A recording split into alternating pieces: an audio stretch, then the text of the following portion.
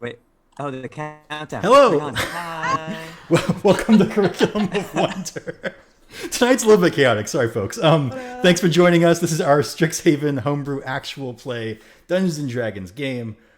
We are rejoining with the main group tonight after last episode's heisty side quest sort of thing. It was a very interesting time. We had a couple of guest stars. It was crazy. If you haven't seen that, check the VOD. But anyway, tonight we'll be experiencing some real danger on campus. It's going to get a little bit spooky. I'm looking forward to it. I'm Marco. I'm the Dungeon Master for this campaign. Lots of this stuff is from my head. What's not from the book anyway. And yeah, on to Sarah. Yo, my name is Sarah. I'm so excited to be back with everyone tonight. I will be playing Vega, the Lucent daughter of Dawn's Cathedral, who is a level 5 Oath of Vengeance paladin, and also a human to boot. So, sending it over to... Oh, hello. I am Caitlin. I am playing Ciri, who is a halfling pestilence cleric, also level 5, who is perpetrating no spooky shit whatsoever, ever. I'm Francis. I'm playing Fergal, who's a human ranger of the Witherbloom School. And last Thursday, when we weren't streaming, I beat Marco with my Witherbloom magic deck, so I think this is gonna go great. Rude. I used a really cheesy combo. Hey, I'm Sam. I'm playing Stella, the Owlin Druid, who's now also level 5. Yay! Andrea. And hi, I'm Andrea. I am playing Helianthus. She's a level 5 halfling druid. All right. So you guys are in the middle of your middle quarter for your second year. That second quarter where kind of everything starts to blur together. Your classes are back in rhythm, but the end of the year is nowhere in sight. So you're kind of just in the academic grind. Word has spread on campus of some of your recent exploits. In fact, you have some level of infamy, famousness, fame, whatever. The point is, folks know that you, well, some folks anyway, know that you broke into Captain Dapplewing's manor, defeated all manner of crazy magical security measures, and supposedly gained deep, dark secrets about the campus or its faculty. Students of all kinds have been coming up to you, even the ones of you who didn't actually go on the expedition, because they assume you've learned some things by affiliation. And been asking all sorts of questions like, what's the secret to winning at Strixhaven? How do we beat Mage Towers? Is this some kind of like secret play that like wins all the time? Which professor is the easiest to cheat their tests on? That sort of thing. It's like all manner of crazy questions, and yeah, it's been a time. But of course, you all are able to like rejoin with each other after your time apart. Why don't we, real quick, if you guys have any ideas, what might Ciri and Helianthus have been doing while they were not heisting?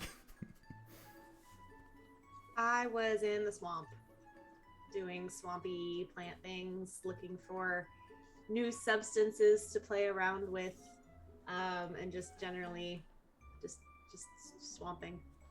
Nice.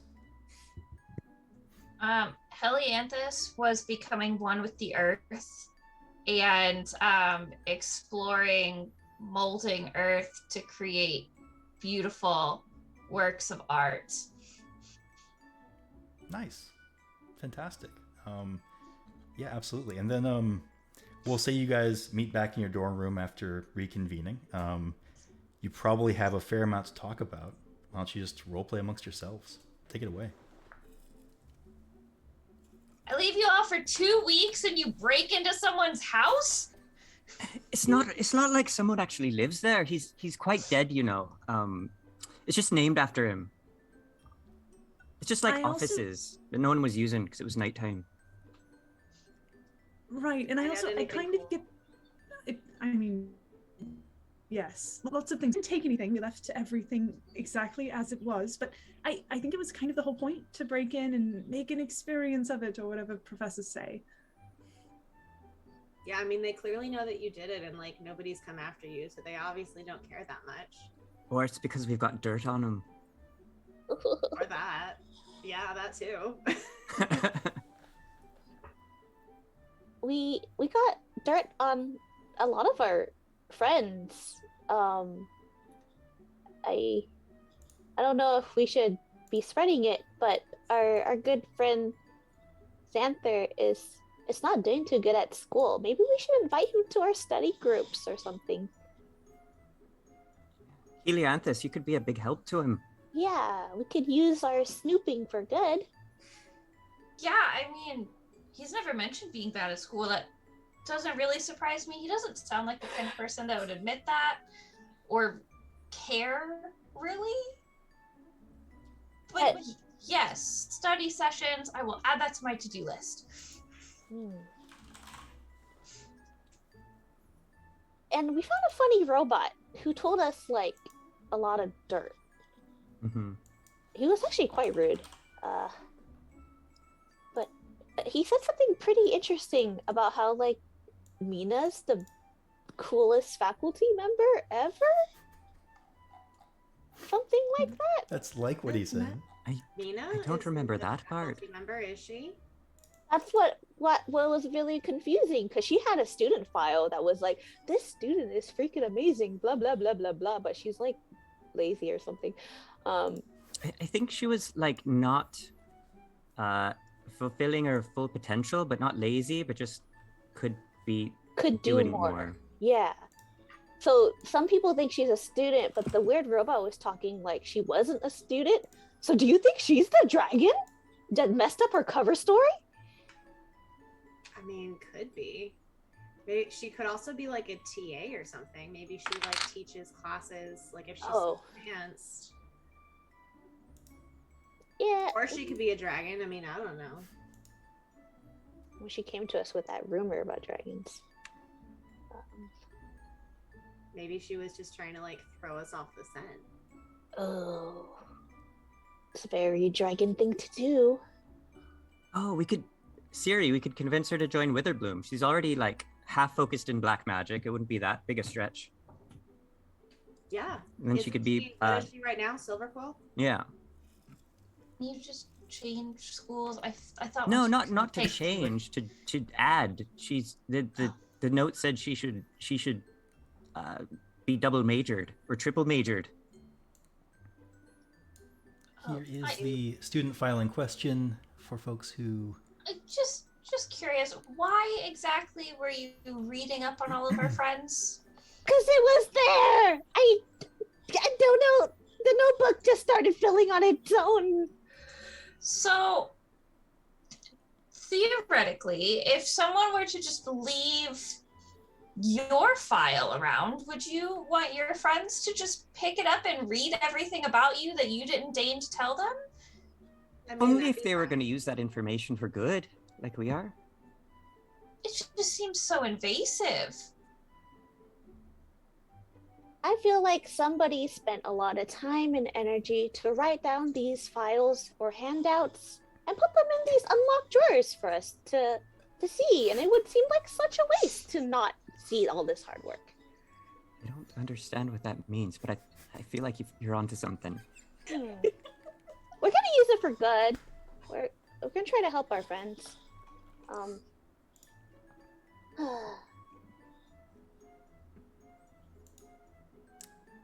All right, well... To know that privacy doesn't matter.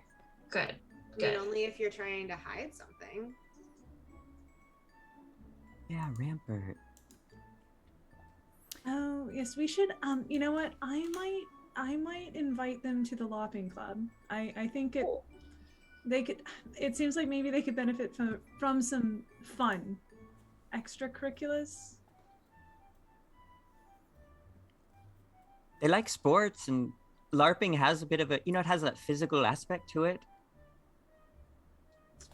Kind of how Kadoris convinced me to stick around, at least for the first part.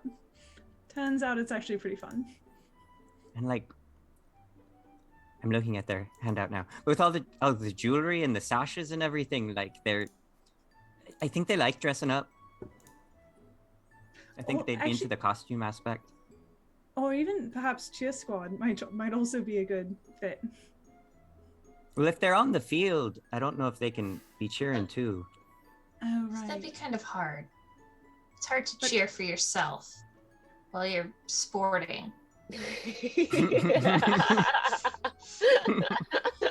Cheering competition competition kind of sounds like a gateway to LARP if you think about it.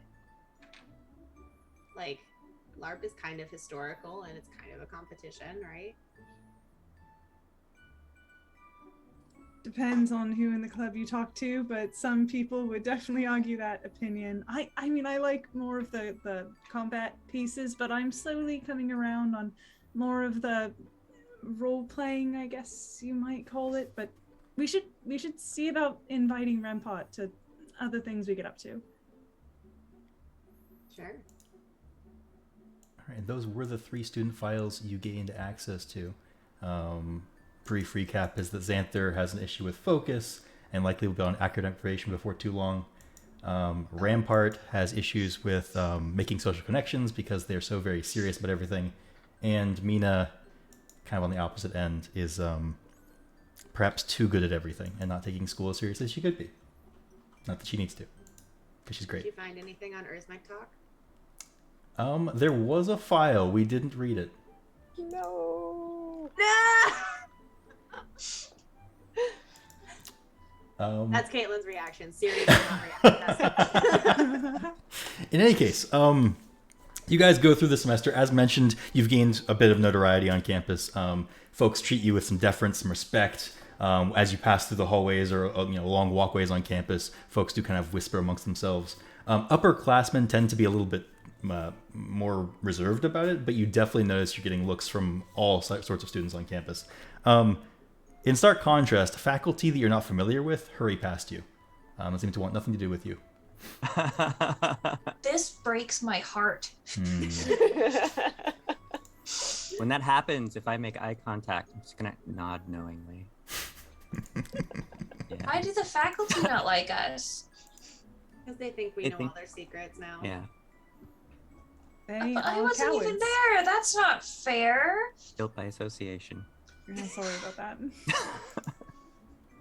that. But you guys had a plan for helping Xanther and Mina? Or no, Xanther and Rampart was what I was hearing. Yeah. Okay. So what was your plan with Mina exactly? Oh. Well, I didn't have a plan. I was just gonna... No, I didn't have a plan Witherbloom. at all. It kind of feels like Mina's just like fine. Yeah. I mean, I know they want her to like overachieve and stuff, but seems like her file says she's happy, right? Cool. Yeah, sure. It does. Yes, it does say she's quite happy. How about, do we have a plan for Xanther? I'm going to invite him to study sessions, and it is my mission to make sure he does not get on academic probation, because then he cannot be on the cheer squad. It's true.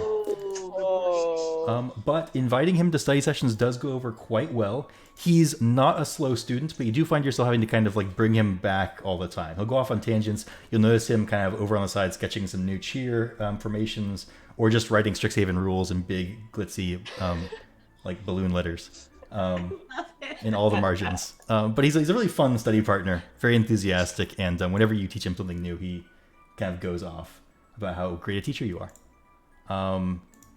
Rampart was going to join the LARP club. Was that the suggestion there? I think Oh, so, we were gonna yeah. invite him. Yeah.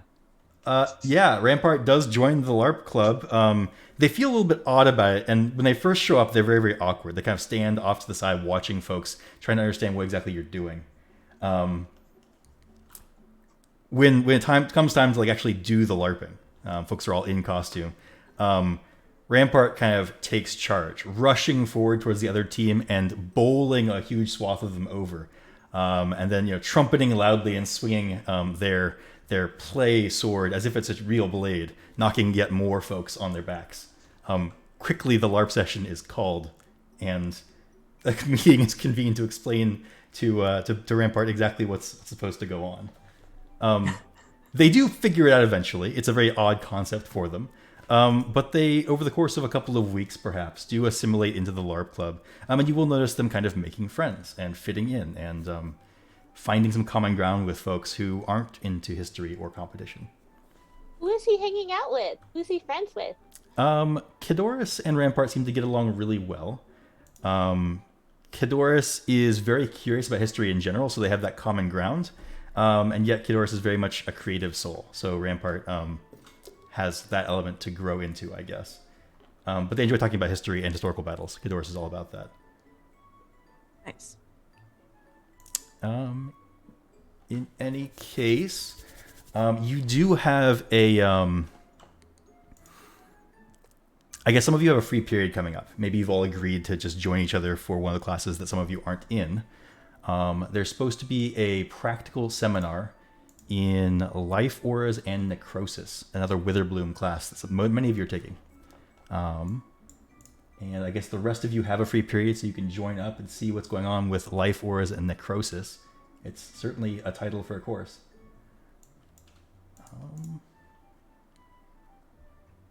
So yeah, we'll head to Witherbloom for that. As mentioned, we are in the middle of the second quarter of year 2. So Witherbloom campus, again, if you haven't been here before, though all of you have, of course, is a large, kind of swampy, natural preserve, huge gnarled trees with moss growing all over them, fungal protrusions, wood ears, mushrooms, and all manner of vines, creepers dot the landscape. There also are a lot more animals here than any other campus at Strixhaven. It's not uncommon for there to be birds, snakes, rats, pests, of course, the strange semi-insectoid mascots of Witherbloom do permeate the campus here, though they don't bother you particularly unless you're alone deep in the Sedgemoor with nobody else around. Ever since like the end of last year, they've been kind of just hanging around Fergal. They're like following him around, or like you might see one like crawl out of his backpack or whatever. They're just kind of always there. Nice. Pests. I wonder if we've got a good picture of pests. We totally do. Player art handout, pests up close. Yeah, look at these adorable little critters. They're cute. Yeah. Yeah, they're generally some variation of like a lizardy, caterpillary thing with large teeth and big bulbous eyes and claws, spines, spots, scales. Cute, but very Really pointy. cute. Yeah. They're less buggy than I was picturing. Yeah, some of them are buggy. Most of them are, I guess, more like lizards.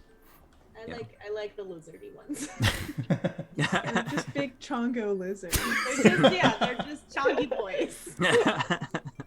Now, as any Witherbloom student could tell you, and many other students on campus who aren't Witherbloom could still tell you, pests are often used as fuel for magical spells. They are concentrated life essence, kind of the magical life force of Sedgemoor itself, manifesting as these strange little critters that can kind of spring into existence almost unbidden. So they're very plentiful, and that means they're also very useful. One of the first things you learn as a Witherbloom student is how to harness the life forces of small creatures like pests to empower your magic and allow you to conduct feats that otherwise would be impossible. Some of you know that, some of you don't, but that's the thing about Witherbloom. Heading to the classroom, buildings in Witherbloom campus are these large, like kind of built into a tree sort of affairs. They seem more like they are trees that have been reshaped than that they are actually made of carved wood. Heading inside, going through the hallways to your Life Auras and Necrosis class. At the lead of the class is a tree folk. Her name is Yadora. This is a much more action-y pose than you probably get with her standing at the front of the class. Presumably she's a little more calm and collected there. But she's a tree folk. She's a large person made of wood with all manner of interesting little Witherbloom accoutrements.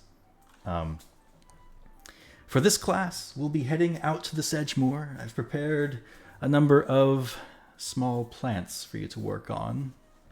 We'll be transferring life force between life forms and practicing control of that life force. Question, Professor? Yes. When do we figure out what color our aura is? Like, how do we do that?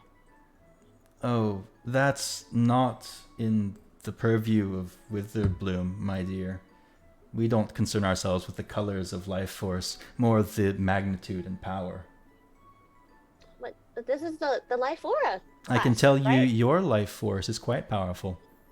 One could make a great many magical effects using your life force. Oh, what color is it though? I think I'm a little bit of a yellow, but sometimes I'm a little orange. Depending on the day. Those aren't real colors of essences. What? They're colors. I mean, you can see them, but they're not like magic colors. No, they're like personality colors. They're not like magic. The professor purses her lips and says, "Class, with me," and she walks out of the classroom. Heading out into the Sedgemoor, all of you will remember you've been to the Sedgemoor before, and the first time you came here, you were accosted by some dangerous plants. You've also heard all kinds of stories of dangerous animals in the Sedgemoor. Many of you have spent time out here and are firsthand familiar with some of the hazards of the Sedgemoor itself. Everything from, pests in large groups, carnivorous plants, or just plants that have very active defensive measures, or are passively toxic, to large animals like crocodiles, giant crocodiles, a crocodile-like dog called a groff. It's like a swamp-dwelling dog that chills in the water and ambushes creatures. And kind of all manner of dangerous things. But with a professor nearby you, it's not a challenge to walk through the Sedgemoor and reach the classroom destination, which is relatively deep in the Sedgemoor. If you're not a Witherbloom student, you probably haven't been this deep. The sounds of campus kind of die away, replaced by the chirping of insects, the whistling of birds, and this kind of general ambiance of splashing water. It's almost like you can hear the earth growing. As we get further away from campus and further in, if anyone happens to be looking at Siri, she just visibly relaxes a little bit. The further out we get. Before too long, you guys will reach this kind of clearing.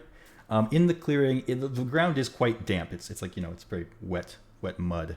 But planted in it are a variety of small plants. They're almost like bonsais or shrubberies. They are very petite. And Yedora, the professor, gestures and says, "You may choose any plant you like. Assembled here are all manner of plants found in the Sedgemoor. We have a deathwhisper nettle, harphead fern, tango vine, bogbread berries, sweet musk pitchers, tricolor fronds, yellow musk creepers, mantraps, and assassin vines. All perfectly safe, I assure you." Which way to Mantrap? She'll gesture to this small little bulb on the ground with these very large and thick petals. It emits kind of a sweet scent. Do I just cut it out of the ground and kind of come over to the tables, or how does this? Oh, heavens, no. Just stand there until I can bring you your pest. This is a Caitlin question because Siri would probably know. What is the most poisonous plant that is not the death whisper nettle? Because she's been there, done that. Right. Death whisper is the only plant here that I think would be considered. Well, see, now I don't know. Is it venomous or poisonous if it stings you? Or gives you a rash. For sure, or for sure. Yeah. Assassin vines are known to be quite dangerous in that regard. All right, we'll go for that. All right.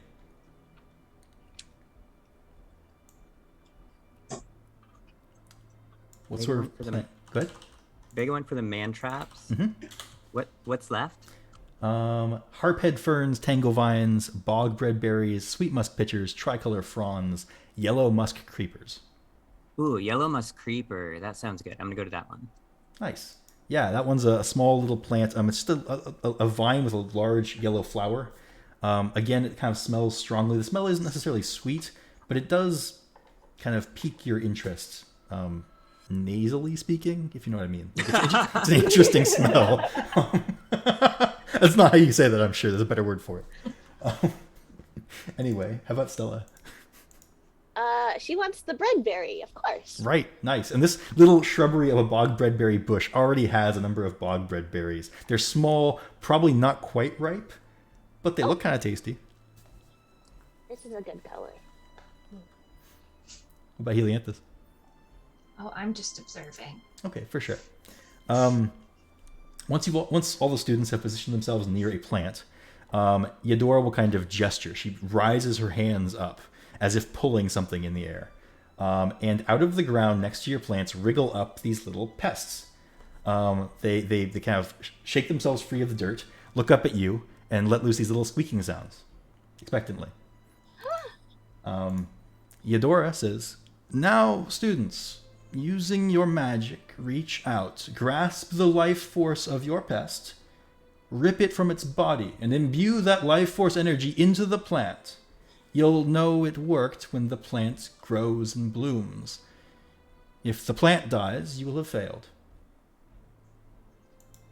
I have a question. Yes.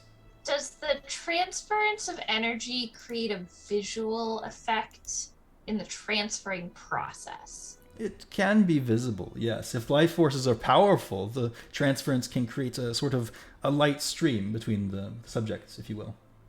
But probably not the pests. You'd have to look very close, I think. Okay. So if your characters would like to engage in this process, you can make a skill check with Arcana, Nature, or Medicine, or any other skill you think would work for ripping the life force from your pest and imbuing it into your plant. We're going with nature for me.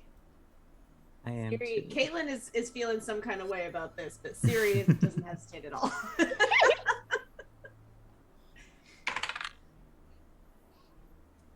That's not a natural one because I'm a halfling. So instead, that is a 15. 15. All right. Yes, reaching out with your magic, you can feel the pest. Its life force, a dim light in your unseeing perception. Using your magic, you're able to reach out, grab its life force, and pull. It at first resists, stuck to whatever is holding it. But you are insistent. You manage to pull it harder, and the life force does eventually break free. And you're able to then push this life force into the plant, which by comparison is very, very dim. Its life force is kind of on the weaker side. But as you do, you see that life force imbue into the plant, and it grows.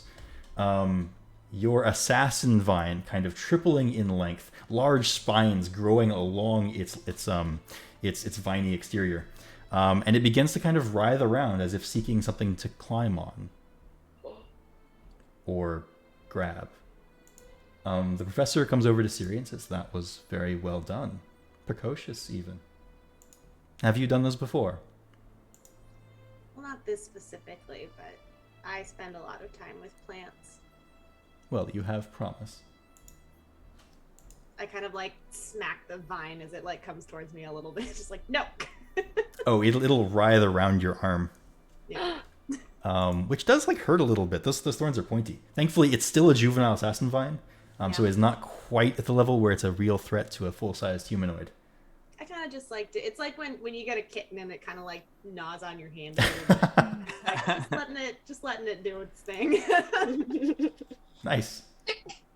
What happened to the pests? Oh, yes. Right. Like looking at where the pest was, you see this shriveled, sunken exterior of a pest. It looks like it's been drained of water and also something else. It's also like it's missing its color. It's like mostly gray. Is very much no more, so to speak.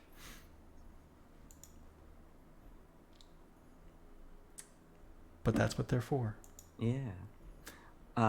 Virgil rolled a 16, and here's kind of what he wants to do. Actually, I want to do something tricky, so I'm going to add a student die to it and get a 19. Okay, here's what I want to do.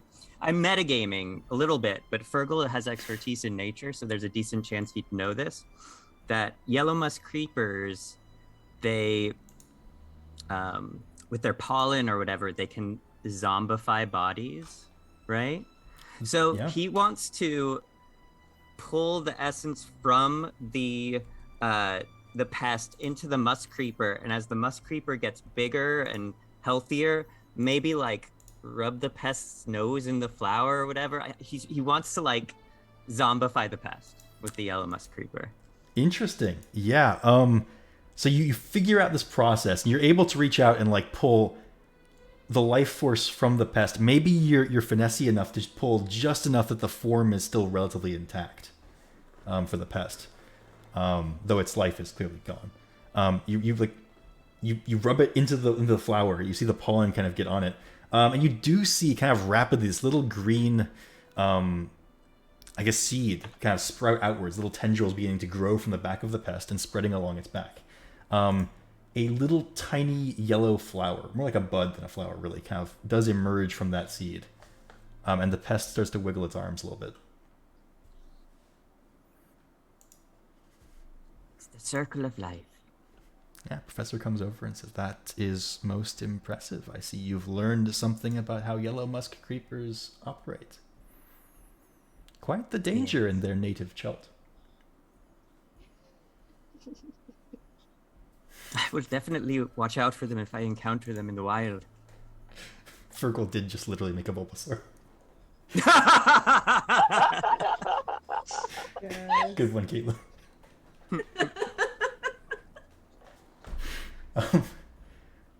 Was Vega wanting to try this? Vega waits to give it a try until Fergal does it, kind of almost waiting to kind of see, like, is it really okay to kind of use the pest for this purpose? But once he does it, she kind of pushes any qualms aside and then will really try her best to make this work, but gets a 5 using medicine. Mm-hmm. Which plant were you after again? The man trap. Right, that's right. Okay, all right. So you perhaps Vega hasn't practiced these Witherbloom arts before. Honestly, you may or may not be sure why they're even letting you visit this class. But maybe, I mean, who knows? It's Strixhaven. They're very permissive. The point is, you haven't perhaps grasped a life force with magic before. This is a very alien experience. As you reach out and you grab this life force, something in you recoils from the act of pulling it out of the pest.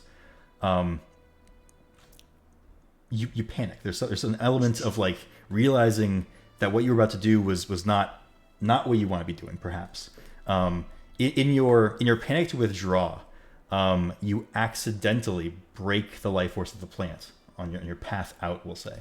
So when you open your eyes, your man trap has kind of deflated a little bit. The petals having fallen apart, and a little bit of like of pollen vapor kind of rising up out of the broken body of the man trap. Vega sighs and looks down at the plant and just, that seems about right. The professor comes up behind you, just says, not your forte, perhaps. Fear not, there are many other places you can study in Strixhaven. Thank you. I'll try again, but it just, yeah, this is really foreign to me. Where I'm from, or I'll give it another try and hopefully do better next time. The trick is to remember the pest is food. It's not meaningful. It is just a lower life form with no inherent meaning. Its life is fuel. Don't think about it. Don't feel for it. Just kill it. Use it like you would a hammer. I will meditate on that wisdom. Did Stella want to try? Off to the side, not listening to the teacher, Stella is taking the unripe berries and feeding it to her pest. Oh no! And be like, open up, Pudge. Oh, what a big bite. Oh, your teeth are so big. Yes, you are. Give us And some animal handling, maybe? Okay. And it's a 22. All right, yeah. What do you want your pest to do? Okay, so when the teacher is looking, right? Do it as we planned. You play dead. Play dead when she's looking, and then you'll be okay. Don't worry about it. All right, Okay. Pudge, as you've named them. As the professor does come over, Pudge rolls over to the ground, their tongue kind of lolling out the side of their mouth. They're quite visibly breathing, but they are like otherwise stock still, feet straight up in the air. And as the teacher is looking, as Pudge is like lying on the floor, Stella casts plant growth on her berry plant and be like, "Thank you for your sacrifice." All right. I mean, the bogbread berries do grow a little bit. You see a couple of the berries kind of brighten in color to that ripe golden yellow hue. A couple of the leaves unfurl and turn green. And it looks like a much healthier plant than it did before, perhaps. But the professor just kind of shakes her head and says, "You know, Witherbloom is not a place for the faint of heart." It seems to have no heart. Quite right. Scoop up Pudge and put it in her cloak. You may keep the pest if you like, but remember, it is just a meaningless worm. Don't listen to her, Pudge. So Helianthus didn't want to try this. No, she's going around, studying everyone's movements, maybe sketching that explosion of pollen from the man trap when it died. She's just here for the art opportunities and to be supportive of her friends. Nice. Yeah, give us like insight, perception. What do you think?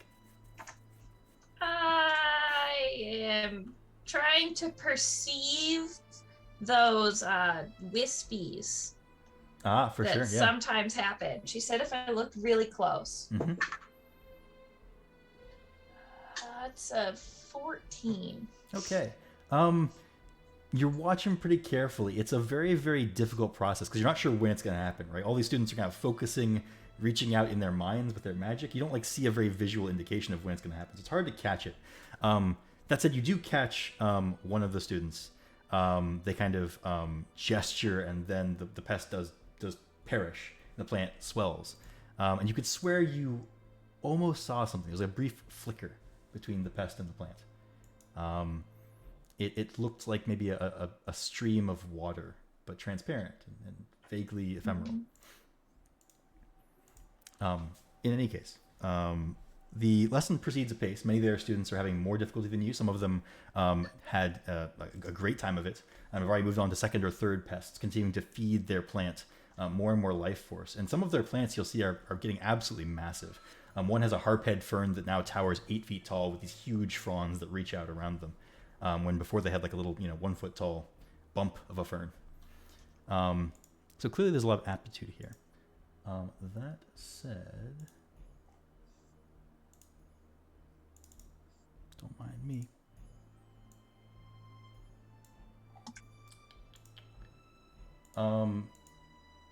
Suddenly you all hear a loud voice.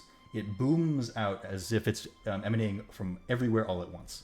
It says, "All students, you are to leave the Sedgemoor as quickly and safely as possible. Stay in groups, stick to established paths, avoid engaging with any magical creatures or effects. Strixhaven faculty, gather at the edge of the Sedgemoor and await further instructions." And it repeats Vega over and draws her over. blade immediately. Swords out. Is this a drill? No. No? Soon Seemed thereafter, like one. you start to hear screams coming from deeper in the Sedgemoor. And then, Siri, you hear a voice in your mind. Oh shit. It says, "You have to help them. They're dying. Deep in the Sedgemoor. Go." And then this weird, pulse of black energy ripples outwards from deep in the Sedgemoor. You see this kind of wave of blackness surging towards you. You have very little time to prepare, but what are each of you doing as this wave of magical energy approaches? Have I been in that direction? Do I know what is in my travels in the swamp? Do I know what is that direction? It's hard to map the Sedgemoor. It's all very similar and difficult, but you have a general understanding, yes. It gets more and more, watery out there, with larger and larger plants. The biggest of the predators tend to live out there. It's just very hazardous terrain. Is the professor paying attention, or is she trying to corral students? The professor, so she's reacting at the same time you all are. I guess the first thing you would see is the professor stepping forward, projecting this brilliant white barrier in front of her. It seems to be blocking most of the students behind her. There's still a couple that aren't able to get behind her. What Fergal's doing is he is shouting out into the Sedgemoor, "We Thomas, come! It's not safe out there." And he is casting a spell, Summon Beast, and his this young Bayou Groff starts coming out of the swamp. It's like a big, shaggy, planty dog. Where's my thing? Here's my got it. thing. Oh, you got it. I got it. Ah, Oh, you oh, we got got two. Oh, He's a little mossy dog. Right, so Yeah. he comes out. In that picture, he's about to eat a pest. So Yeah. Maybe he eats one of the ones that's left over from class. for sure. So this big ominous wave of black energy is approaching. Are you grabbing your what'd you call him? Wee Tom? Wee Thomas. Wee Thomas. Are you grabbing Wee Thomas and ducking behind Professor Eudora, or what's your plan there? I guess. Yeah. Okay, cool. Well, yeah. I feel like Fergal's probably a little stronger. I mean, not stronger, but like tougher than some of the other like nerdier students. So he's actually gonna like get in more bookish, in kind of in front of some of the students that might look weaker. Okay. So he's gonna stand in front of some students who couldn't get behind Professor Eudora. Yeah. Okay. All right. How about Siri? I'm going to. Are we all kind of near each other? Yes. Party wise. Yeah. Okay. I'm gonna say I have to get out there, and then I'm also going to run in front of a couple of the students that couldn't make it and cast shield. Okay. Yeah. Sure. How about Stella? Is she behind the barrier or no? You could get behind the barrier now if you wanted to. There's still like maybe 2 students that aren't protected. We're too far away from the professor at the start of this. She feels okay. So she sees one of the farther away students and tries to warp the space around them and throw them behind the professor. All right. Is there like a spell involved in that, or is it It's a vortex warp. All I've been right. studying. nice? Shoo. I think that just works, right? Just move somebody if they're willing. Yeah, if they resist, it's a Constitution saving throw. I don't think they're resisting. I think they're good. Okay. Great, yeah. So your magic like kind of lurches the person, just warps them right behind the professor. They appear kind of dazed, and their gaze lands on you, Stella, and you see a grateful expression in their eyes. So they don't say anything. What about Helianthus? I will. Oh dear. I am going to. This seems really scary, and I am going to kind of like rub my arms together, and I gain this. I'm casting bark skin on myself. Nice. What does Helianthus barkskin look like? It looks very green. Looks like some nice green, fresh, young tree bark, I suppose. Nice. And what about Vega? Vega, sword already out, is trying to kind of figure out the direction of the sound, and her feet will just kind of carry her forward as far as she can go in that direction. And then with the hand extended out, there's a flash of warm light, and she'll shout, "Show yourself." And she's casting Divine Sense. So for 6 seconds, she knows the location of celestials, fiends, and undead within 60 feet. Okay. All right. So with that scene, I guess Fergal and Wee Thomas kind of standing firm in front of a couple other students. Stella having crouched behind the professor and warped somebody else near her. Helianthus bark-skinned, kind of just out there, I guess. And Vega hand extended, light pulsing, looking for the source of this blackness. The wave crashes over you. If you're out in the open, not behind the professor, the experience is excruciating. The magic kind of rips at you, tearing at your skin, and pulling also at something deep within you, something that is not physical, but is very, very, very important. Everybody who is exposed, which I think was Vega, Siri, Fergal, Wee Thomas, of course, and Helianthus, needs to make a Constitution saving throw. If you took any sort of defensive measure, you can have advantage on the save, though. Assuming the shield is Yeah, that'll work. disadvantage. Okay. Con save, you said? Mhm. This didn't happen to be frightened or poisoned, would it? No. Oh wait, I can roll that one again. Hold on. No. 22 for Vega. Nice. Ooh, thank 15 God and for 16 advantage. for Wee Thomas and Fergal, respectively. I got a 4. With advantage? Yeah, I rolled a 1, a 2, and a 3. Dang, that's some halfling unluck right there. 19 for me. The first one was a 3. All right. I rolled a 1 and a 2 first, and then I re-rolled the 1 and got a 3.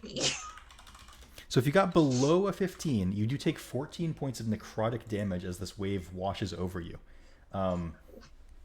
For the professor's part, you see after the wave passes, that barrier kind of weakened and fade. The professor kind of slumps down to one knee. The students that were behind her are all just fine. They seem unhurt. Vega, your divine sense. You did get this brief moment of clarity, gazing out over your surroundings as the wave came on. The wave didn't read as undead or desecrated, but it did read as fiendish. As the teacher kind of like goes down to a knee and is otherwise distracted, I take off running towards where the sound was coming from. I'll follow. There's some kind of fiend. I don't know where, but it's nearby. And then Vega starts running along with Siri.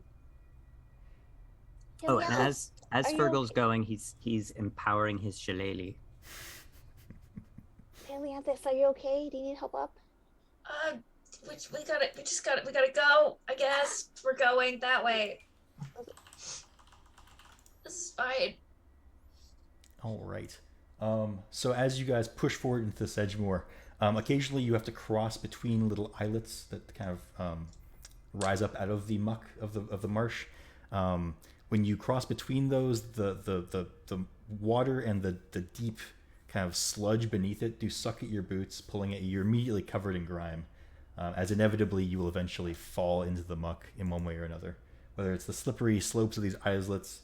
The point is, slippery slopes of these little islands, or in the muck itself, someone catches that you didn't expect. You're rapidly covered in mud and insects.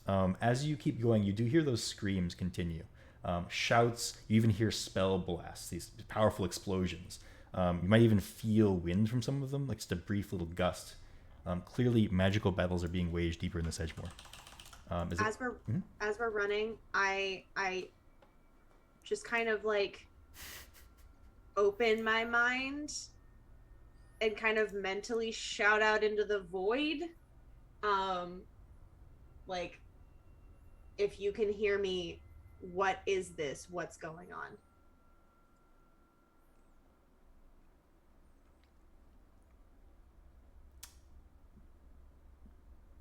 He's trying something. Go. Good enough, and I keep running.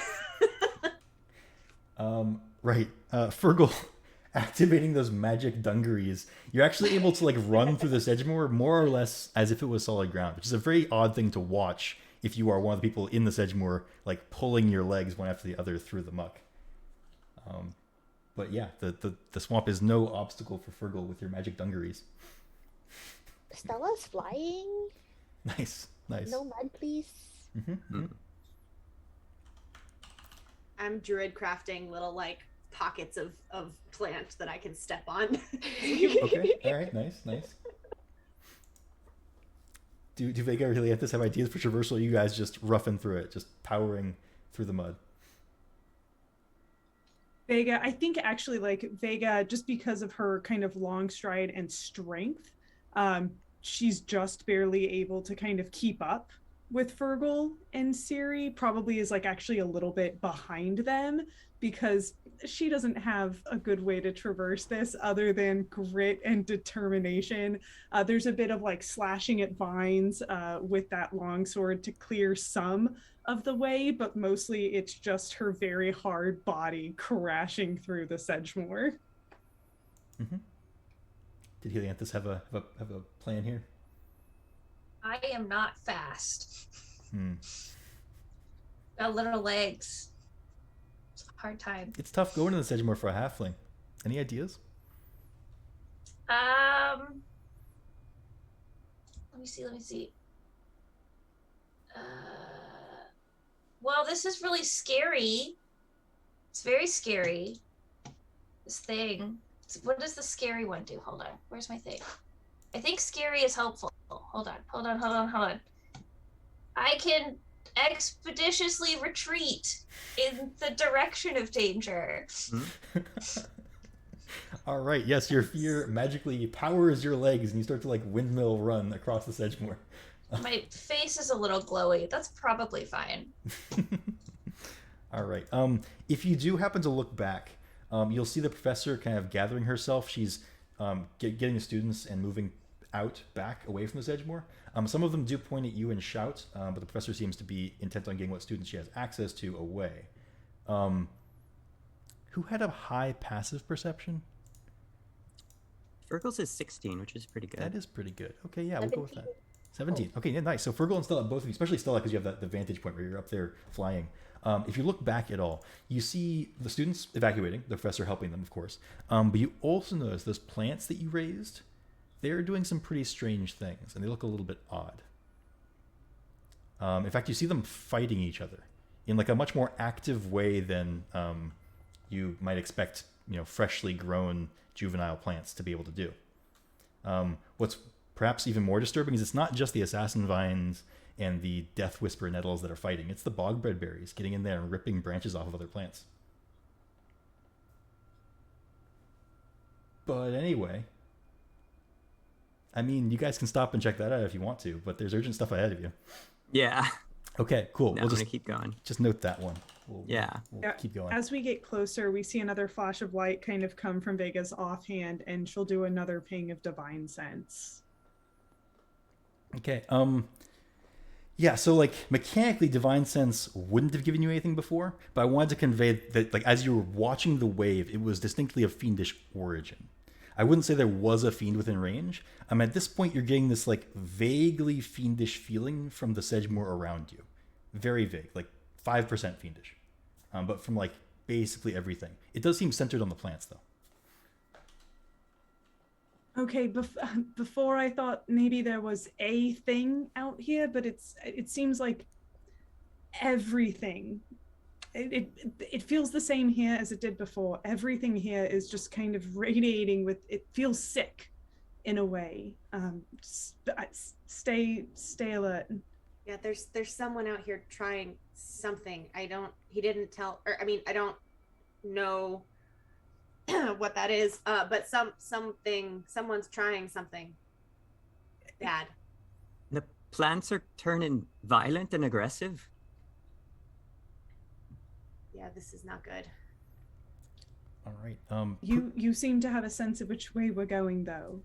Yeah, I'm just towards all the screaming. All right. Yeah, pushing through this Sedgemoor, powering forward in your various techniques and methods. You do hear the screams getting closer. As you feel like you're approaching the source of the screams, many of them like go quiet a little bit. You can still hear some of them. It's not like they're all gone, but just, they're not as loud as they were. Now we're moving to a real dang map. Ah, Yeah, you probably can't see anything right now. nope. Welcome to the Sedgemoor. Ah, ha, ha, ha. Anyway. Now you can see things, probably. Somewhat. I mean, you can see your tokens anyway. Yeah. Okay, cool. Great. All right, so you burst into a clearing, kind of tearing through a mess of vines that were blocking this place off. And you see ahead of you a terrible scene. This area of the Sedgemoor has a large kind of body of water. There's some docks built up in it that are covered in moss and rot. Here in front of you, we have 3 Strixhaven students. 2 of them look like first years, and 1 of them looks like a Witherbloom second year, maybe. On the ground, unconscious, as these awful-looking plant creatures accost them. Some of them look vaguely familiar. No. And some of them do not.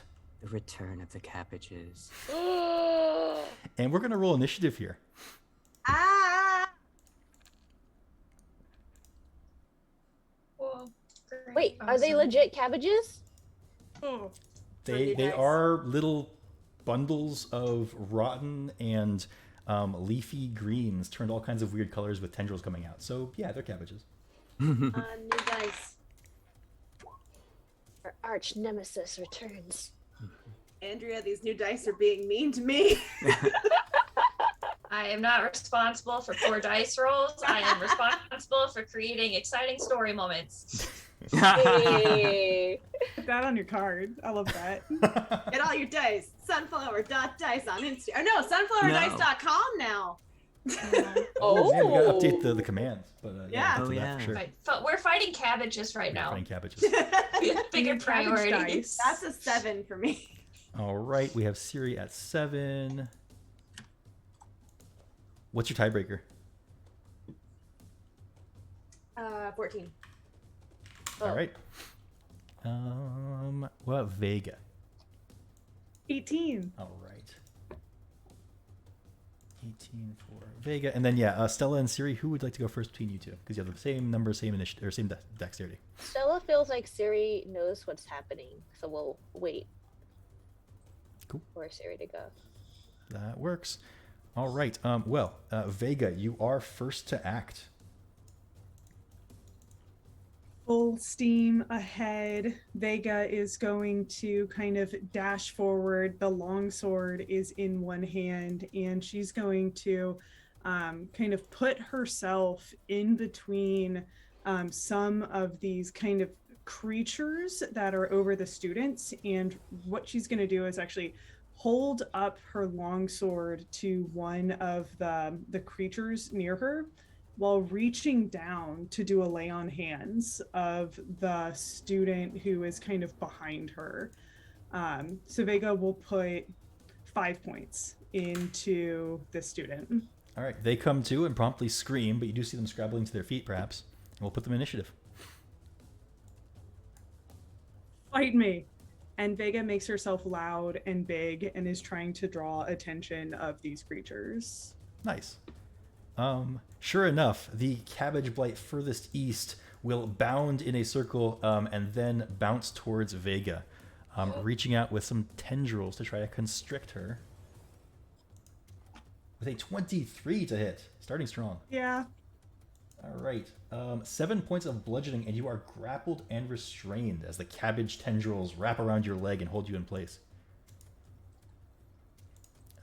And then it will be Cabbage Blight number 2's turn, which will attack the freshly restrained fighter, or, paladin. 21 to hit Yep. for 5 points more. And then it is Fergal's turn as the cabbages make a strong start to the fight. Oh, rush forward. I ate mushrooms for dinner. It's true.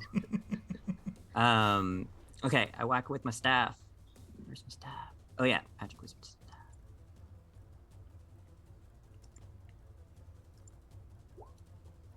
Cool. That 17 to hit for 6 magic bludgeoning damage. Was the one to your front left or front right? Oh, good question. The one to the front right. This All one right. by Vega. Nice. 17 hits for, you said 7? Sorry.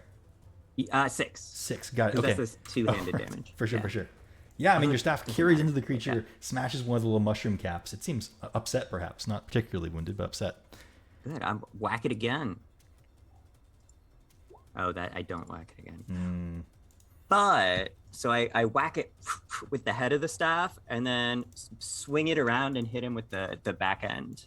Oh, Or try nice. to. Nice. We go. Nice. I have to re-roll the damage though, because it's only a D4. So it's 1 plus 4, so 5 points of damage with that one. All right. Yeah. Again, kind of smashing into the mushroom cap covered thing. It does look wounded. Some of the mushroom cups leaking like some gross little juices stuff. Cool. And Wee Thomas acts after you, right? Yeah. All right. Well, it's Wee Thomas. Rushes up and attacks the same one, and he has pack tactics, so he has Ooh. advantage. Like a good boy. Ooh. Yeah, good boy. Half the spell's level 2. That's fine. He crits. Ooh. Oh! Go, For Wee Thomas. 14 piercing Very damage. good boy. Yes, this way. Oh. Yeah, lunges towards the mushroom thing, rips some chunks off. And yeah, are there any other effects from that attack, or just the 14? Let me double check. No, it's just piercing. For sure. damage. Yeah, I mean, like mushroom caps are flying off as Wee Thomas rips at the mushroom blight. It's looking pretty bad, that one. Good. Helianthus is next. So we fought the cabbages before. Mhm. Do we remember if I don't remember if we tried using necrotic damage on them. We're gonna try it in. Which one of the? This is the student that got healed, right? Yes. The one that, Yep. Okay. So basically, a kind of. Oh, I don't know if this is gonna be a good idea. This guy's unconscious. Mhm. Yeah, we don't want that. So I am going to cast a spell, and I need all 4 of the friends up here to make a con save. All right, we'll start with the uppermost cabbage blight and go clockwise. We have probably all failures. What's your DC? 14. Yeah, they all fail. What happens? Okay. Ooh. So I cast Wither and Bloom. Ooh. So each of the You're not in our plants take. No, I'm not. But How did you get Wither and Bloom? druid stuff. But each of the plants takes 7 necrotic damage, and the unconscious student can roll a hit die Ooh. All right. as kind of just this like sickly energy, shows up. And unfortunately, any non-magical plants in the area also shrivel up. Mm-hmm. Yeah, well, it's par for the course in Sedgemoor. You will see the grasses and the reeds kind of wither, but that's totally normal, and they'll come back eventually. This person gets to roll a hit die. Yes. All right. That would be a D8 plus And then 1. add a. They also can add 3 to whatever it would be as well. Oh, so just D8 plus 3. Got it. Okay, cool. So that'd be 7. They add my modifier. Right on. Okay, they are conscious, and we'll add them to initiative. Cool. They come to shouting, quick, get behind me. Oh dear. Oh God. After that would be Siri. Oh, here's a full picture of him if you like pictures of people. Look at him all witherbloomy. So Okay. smug. Yeah. Really shouldn't be. So who is still unconscious? The one on the left? Yes. Okay. Oh no, I'm still gonna do it. I look over at Helianthus and like kind of surprised and like a little impressed. And then I also cast Wither and Bloom. But I'm gonna cast it centered like right here. Sure, yeah. So getting the 2 mushroom blights? The 2 mushroom blights, and I. The 10-foot radius. So Oh it yeah, should no. So also I'll do get it the here top because one. then I get everybody. Oh, choose a point. 1 point. Right here. Intersection of the lines. So you can get like a. Right here. Okay. So you get the 2 mushroom blights and a cabbage blight. And a cabbage blight, and then this one's gonna roll a hit die. Gotcha. Cool. So clockwise from top cabbage.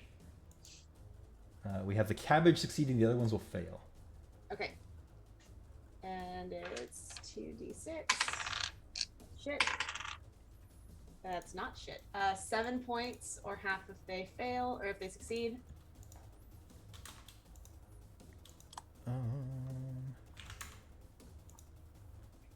All right. So half if they succeed. This middle middle mushroom blight does perish. What does it look like if they die to your Wither and Bloom? It looks like this kind of like black, like ethereal tendril kind of grows up out of the ground and just like kind of consumes them and then vanishes and they just drop. Nice. And then what was your modifier? Is it also a 3? Yes. All right, cool. Yeah, this student comes to just screaming. And they will roll initiative. And I'm gonna run over here. All right. Whoops. Cool. After that is Stella. Okay, cool. All the students are at least conscious. Stella's gonna target this cabbage blight next to Vega, Mhm. and have a little bonfire erupt from beneath it, because that worked kind of well last time. Mm-hmm.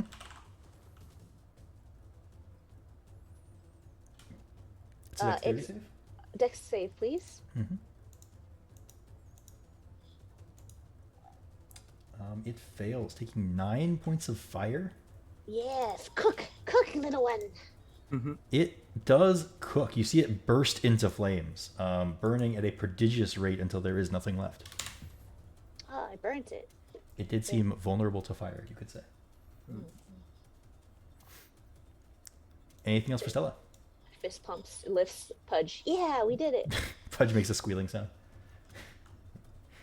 All right, cool. After that will be the student on the right here who will get up and back up a few paces, shouting, "Hey, thanks. We've got this, right? We're going to be okay?" Run! Go back to Yeah, class. Yeah, you should go. All right. And the first year does run, continuing on off of the map. Functionally, they are free and away. After that is Mushroom Blight in the middle, which will kind of turn to Fergal and then step forward just to get right next to you. You'll see it kind of shiver and shake, and then all of the mushroom caps all over its body kind of swell for a moment before it explodes in a cloud of spores. Oh, So I'm going to give him an aura. It doesn't do anything immediately, but it will do something at the start of your turns. And then it is Cabbage Blight's turn. The wee Cabbage Blight up here will bound down towards Fergal and try to grab onto our human friend. I have a reaction to that. Okay, sorry. Go ahead. My reaction is to whack it. Oh no! It's only weakness. Okay, it has more than that, but definitely a weakness. 18 to hit for 12 magic bludgeoning damage. Oh Oh, no! What? ow. Describe it to us. Well, I'm in a defensive stance, and as it approaches, the staff just whips around and knocks it on its cabbagey butt. All right, and it is no more. It writhes and lies still. Vega, you are up. Still grappled and restrained, but otherwise, we do need a con save against poison. I will take that. Ooh, that is gonna be a 5, which I don't think is gonna do it. Coughing and hacking, you are mechanically poisoned. Which is fine because I already have disadvantage on attack rolls from being grappled. So Vega, feeling a bit lightheaded, not sure if it's from maybe I've been poisoned, but I've been poisoned by the stinging nettle a bunch of times, or maybe it's because I'm being squeezed by vines. Hard to tell. Instead of trying to break free of the grapple, both of her hands will slam around the hilt of the sword, and from that grappled position, she's going to try and swing and hit the small cabbagey guy up on top of her with one swing and then a second at disadvantage. The first is an 11 to hit That does just barely hit a cabbage. for 8 points of slashing damage. All right. They are not quite vulnerable slashing, though your blow does cleave into it. It looks very, very hurt. And then another 11 to hit, this time for 12 points of slashing damage. How do you do away with this cabbage? Vega is just kind of like, she starts to scream, but then is kind of like, oh gosh, and is feeling a bit woozy. And I think on that second strike, it's not the like clean, precise movements that we typically see from her. They're actually pretty sloppy, but the size of the blade is kind of helping her out in this moment, and it just cuts this thing clean in half, like a head of cabbage on a butcher's block. Right. Nice. Next up is this other first year who will clamber to their feet, asking Fergal, I'm supposed to run, right? You said to run? I'm supposed to leave? Carefully. Yeah, right. Withdraw slowly and carefully. Yeah, watches the mushroom blight next to them, then will kind of back away, disengaging and making it out to here. Good. After that is the apprentice, who will stand up, kind of rub their hands together and say, "Don't worry, I've got this. It's all under control now." and will lash out at the mushroom blight, kind of No, reaching forward, shut whipping their hand. And you see a vine magically appear, stretching out towards the mushroom blight. With a 15 will hit. You see the vine kind of wrap around the mushroom blight and tear at it with thorns. It does deal a nice chunk of damage there, 11 points as the Witherbloom Apprentice grabs onto it. You do see their face kind of go a little bit less smug as they see the mushroom blight kind of turn towards them. Fergal's up next. Okay. I'm going to attack the mushroom blight. Oh, wait. I have to make a con save, right? Oh, yes, you do. Oh, this guy had to make a con save too. 9. That's not great. You are the poisoned. Okay. So I will attack the mushroom blight with disadvantage. Oh, wait. Oh, no.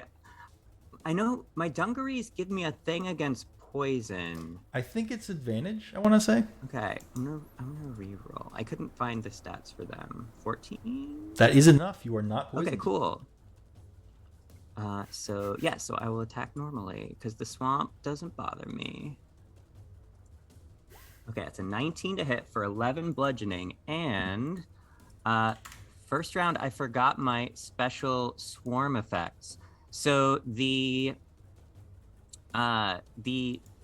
pests that hang out around Fergal attack at the mushroom blight and kind of drive it back, and it has to make a DC 14 strength saving throw.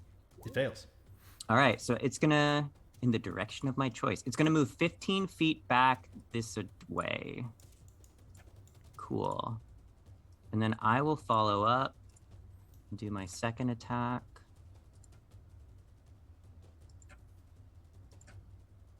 Ooh, that was a good one. 25 to hit for 12 damage. Play the And as blight out for us. Oh, yeah, so he just, like, slams it and it goes into the water, and when it's and like bonks it again, and you see just the water churning with these pests that like drove it back, and then the water's just still. All right. And we are out of combat. I was gonna ask if we hear more screaming somewhere. You do hear more screams and shouts from deeper in the Sedgemoor. This Witherbloom student says, you know, I totally had, whoa, it's the world spinning, it was just me. You all did a very good job. I'll commend you. What are you, first years, second years? I can't see very clearly right now. Something's in my eyes. But hi. Okay, shut up. What happened? We were just out here studying the plants, and then the plants came alive and they attacked us after this weird black wave crashed over us. That hurt a lot, actually, but not as much as the plants. The plants hurt even more. Great, good. Go back to campus. Yeah, okay. Watch after the wee ones. Right, yep, I'll do that. Come on, Wheelans. Siri, did you want to take a look at, because Vega kind of like, I assume when the combat ends, like the vines kind of uncurl from her and she can kind of like break out and is kind of looking at where some of those cuts are, and will hold one of those towards Siri. Did you want to take a look at this before I fix it, or is now not the time? Not the time. Although real quick, who's poisoned? I mean, me, but I can take care of it. That one also wears off relatively quickly. Like you cough and hack probably for a round or two, and then you're okay. Okay. Well, Siri has her dagger out, and she's just like, "Who's poisoned?" Whoa! I'm okay. I'm okay. As they're talking, And then she Vega puts it probably away. Vega probably realizes she's feeling better, but then is also eyeing the dagger, and it's like, "But that was fun last time." I don't think now is the time to start damaging each other. Just, it sounds like stuff is happening. Well, yeah, No, as you're long right. as There's- the poison wears off, because you don't want to be poisoned if we're going to keep heading in. Right, and there's probably other things to fight. Yeah, let's go. So you can hear what sounds like two kerfuffles happening to the northwest and the west. Yeah, there's a kerfuffle to your northwest and west. The kerfuffle to your northwest sounds much, much louder than the one to your west. Let's Go to the loud one. Yeah. Oh, but I will say, Fergal, you recognize one of the voices from the west. Oh no. Okay. Wait, who is it? It's Aurora. I'm coming.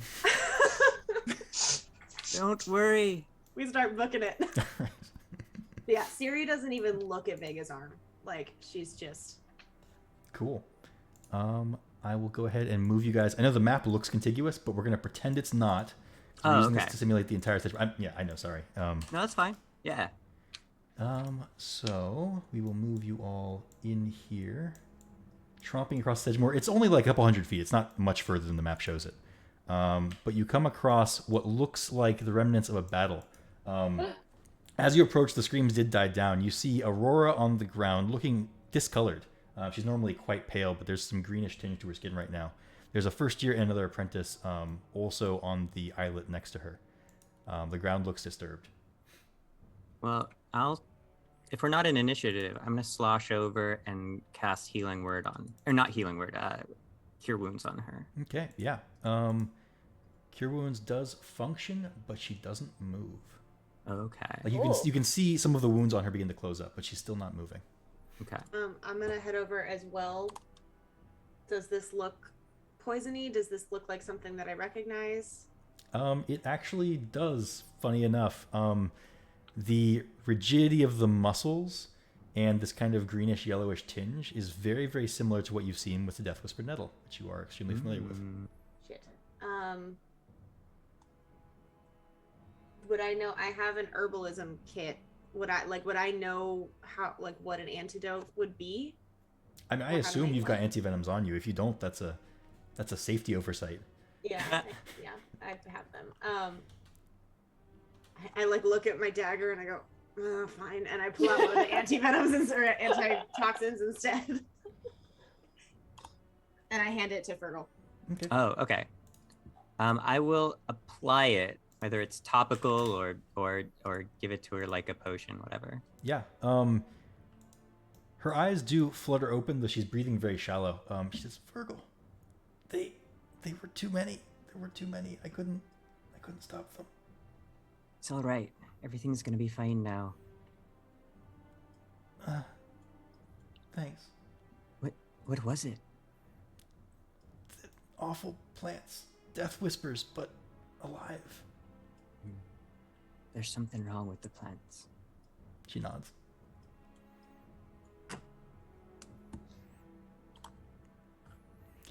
Stella is hovering in the air about like 20 feet, keeping an eye out for if more plants are coming, ready to attack or something. You do, from up there, you can see like the trailing end of a group of plants to the north, heading towards what sounds like that bigger kerfuffle to the northeast. They're going to the other kerfuffle that way. Aurora is regaining use of her limbs. She'll reach up and grab Fergal's sleeve and say, I saw a woman, not a student. She was that way, and she points to the north, just watching. Are you gonna be all right here? I'll go see to it if I can, but I want to make sure you're all right.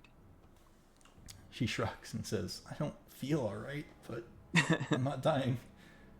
Does she still look like she's under the effects of a poison, or did it?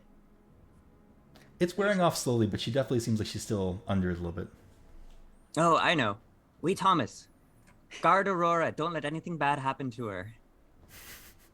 She smiles and reaches up to pet Wee Thomas. And he barks acknowledgement. Vega will put 1 point of lay on hands healing into each of the other students who are here, assuming that will help their situation. It does. They do come too. Similar to Aurora, they are paralyzed, seemingly, by poison. Though they their eyes will flicker open. Sorry. Do you have any more of that, whatever you helped Aurora with? These could use the same. I mean, I do. I don't know how much more I have. Can I Oh shit! No, it specifically says when the dagger deals piercing damage. Ooh. Well, can't do that. I mean, if Aurora could get them back to campus, then they could fix the poison. Potentially, I don't know what her capabilities are. I just don't want to use all of my anti-poison stuff. And if we need it later, Which we might. yeah. Those creatures are long- still out there. And no How long offense do you to- think- that I care more about you all than these random students. So, no offense, random students. They're like looking at you, paralyzed on the ground. Do you know how long the effects last? Do I know how long the effects last? Oh, yes, you do. Well, it does depend on the dosage and the individual in question. But generally, paralysis wears off after a couple of hours. Ooh. Oh. Save what you have, and Vega will kneel down next to each one of them, and this time do 5 points of lay on hands on each to neutralize the effect of one poison. Well, if you and Siri would have said this before Vega did it. I mean, if you can just give them like a little bit more health, then I can poke them and cure it. I just can't poke them if they're only at 1 point, because then they'll go unconscious again. I mean, whatever you know more about this than I do, so whatever you think is what I'll do. I don't actually. So I have it in my inventory, but I don't actually have it as a weapon. It's just a dagger, right? Yeah. Which is what, 1d4? Yeah. But we did say it could be used to deal one damage. That was the thing Okay. we added to the description. Cool. Just put like 1 more point of healing into each of them. So they're both at 2. Or so they Sure. both have like a bit more, I said that narratively somehow. And like under series instruction, kind of Vega will do kind of exactly what is asked. Okay, and then I will poke each of them very lightly with Barrow's Remedy. Which does, I believe, require them to make, or no, they may make, they both have to make con saves. All right. For the apprentice, we have a Constitution saving throw of 6. For the first year, we have a Constitution saving throw of 13. Okay, so the first year is cured of poison. The apprentice is not. Unfortunate. So, well, it worked on one of them anyway, so you do whatever you were going to do, I guess, on the other one. Can the two of you carry him back? Oh, there you go. Yeah. Yeah, the first year, I can. Man, I feel awful, but yeah, I can carry. Sure, yeah, no problem. Just through the Sedgemoor. No other students around. Just me and Well, Aurora over there. I'm sending Wee Thomas with them, and Wee Thomas has a strength of 18. Oh, okay. So Wee Thomas can Just break the drag. student Like, over Wee Yeah. Thomas. Yeah. is Wee Thomas small or medium? Technically small. Okay, so he's having to drag them through the Sedgemoor. Yeah, he's a puppy. He's a very strong puppy. Oh boy, there's gonna be a ball of mud by the end, but he can do it. Yeah. Oh. Yeah, he's small. And For hopefully sure. I won't lose concentration, because then he'll disappear. Oh. Right. Well, anyway, Wee Thomas will dutifully go to work dragging one then the other. Aurora isn't quite walking yet, but she will be before too long. Wee Thomas will start to help the first year get them out of Sedgemoor. Growling as if it's a game of tug of war, which it basically is. So northeast now was the other kerfuffle Yeah. Stella was Straight saying? north, right? From where we are? Mhm. Up. Ooh. As we run, I try to do the open mind thing again, and I just say, "You said he, and someone's seeing a woman. What aren't you telling me?" Mm. Nothing. Go. Fine. So you guys can head north through the Sedgemoor. That kerfuffle to the north does some of the shouts and screams get a little more desperate. It sounds like it's not going great for the people who are screaming. As you approach, you do hear a loud bellow. It says, "Why won't you die?" And it's the voice of Erzmaktok Garrosh. And you guys will arrive on the scene. You see a pair of sheds on a small islet. The sheds are clearly under siege by a massive horde of plant monsters.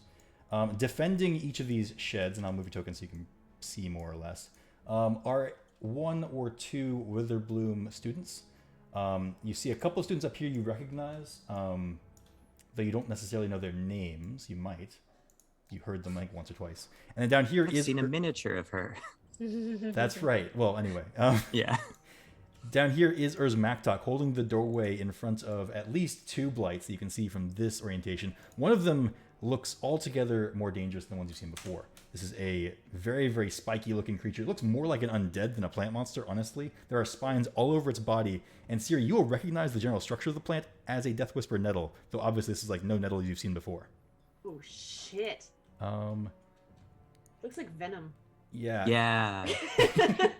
As you watch, you'll see one of the vines high up in this tree on the islet kind of begin to glow, and then a beam of light lances down towards Erzmaktok, catching him on the arm.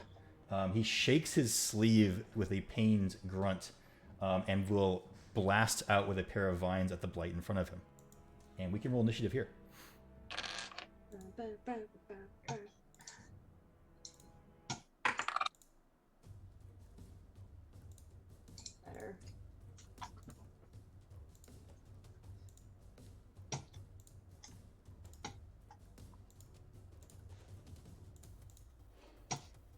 I have a 16.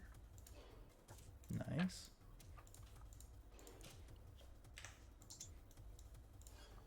Vega has a big old 1. Oh. Oh, this is fine. This is fine.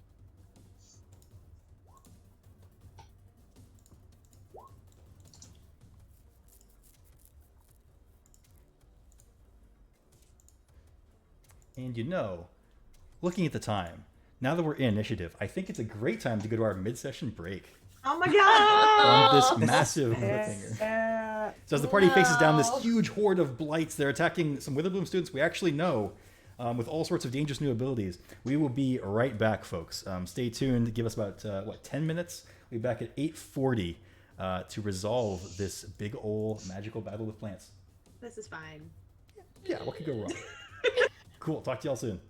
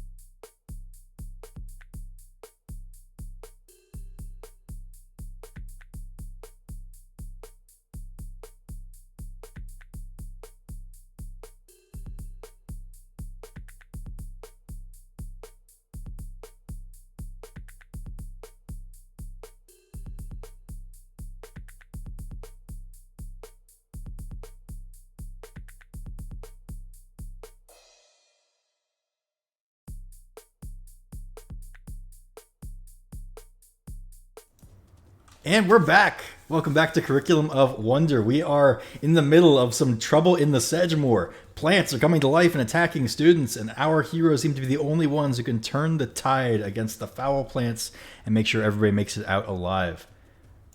So let's roll right back into it. Our friends just came across a huge swarm of plants accosting Urzmaktok Grosht, our orc buddy.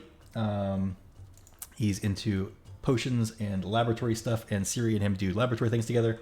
We've got a couple of students over here that we don't know too well, but we've seen around campus. Certainly, we are very afraid of them all getting hurt and injured. So let's get this party started with this nettle blight up here in front of our dryad friend. Yeah, it's gonna stab that person. Stab, stab, stab. Thankfully, they're able to evade those blows. So Lorene's next. She will send out a tendril of vines. Lorene is the green-haired lady. Oh, she doesn't use vines. She gestures, and you see this strange kind of like chain of blue magical plates whip out from her, each one larger than the last. And it slices at the cabbage in front of her, which she will then kind of slingshot into the one to its left, I guess. So smashing both of them for 7 and 10 force damage respectively. And then it is Fergal's turn. Right. I run up 1, 2, 3, 4 to this blight guy and attack it with my staff. Oh, I'm on the wrong page. There we go, staff. 18 for 12 damage. Does hit. And then I'm gonna do the thing where the pests jump on it and make it roll a strength save or get moved. Alrighty, strength save for the nettle blight. It succeeds. Oh, it makes it. Okay, cool. No problem. Then I will just have to keep whacking at it. One more time, and I miss. And then one more time as a backhanded swing. It's a 15. That hits, yeah. All right, cool. The damage will be 8 points of damage. It looks rough. You can see many of the spines covering its body are broken. It will turn towards you and lunge forward, its tongue streaking towards you with spines all over it. But, you know. And I'll move to here. If I can I be there, or is Urzmaktok in there? You can. Urzmaktok is mechanically here. Okay, good. Because I want to try to get in the way of him because he looks hurt. He sees you approaching and says, "It's about time some help showed up. These blights are taking over the swamp. Quickly." Up next is Melwy Thorn, our dryad friend up in the north, who will... you'll see, I mean, if you're watching them, who's watching them, honestly? You'll see them regenerate some hit points and then strike out one of these fellows, smashing in with a heavy blow. Holy heck. The blight in front of them practically withers away in a single hit. After that is this blight in the tree. Not very obvious to most of you, but those folks with high passives can clearly see it up there. It does kind of reorient. You'll see its tendril kind of begin to glow again. It'll fire light rays at Fergal. 1, 2. Oh, the first one gets me for sure. Yeah. A beam of radiant energy sizzling into your back for 11 points of radiant. And then it is this one's turn. This one will lope forward after Urzmaktok and will sting him twice. Neither one will hit the orc mage, and it's Ciri's turn.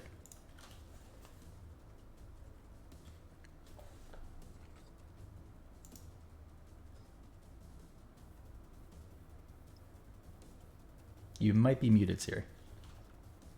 I am. It's fine. I'm gonna say that again. I'm gonna run forward 25 feet. And then I'm gonna cast a spiritual weapon.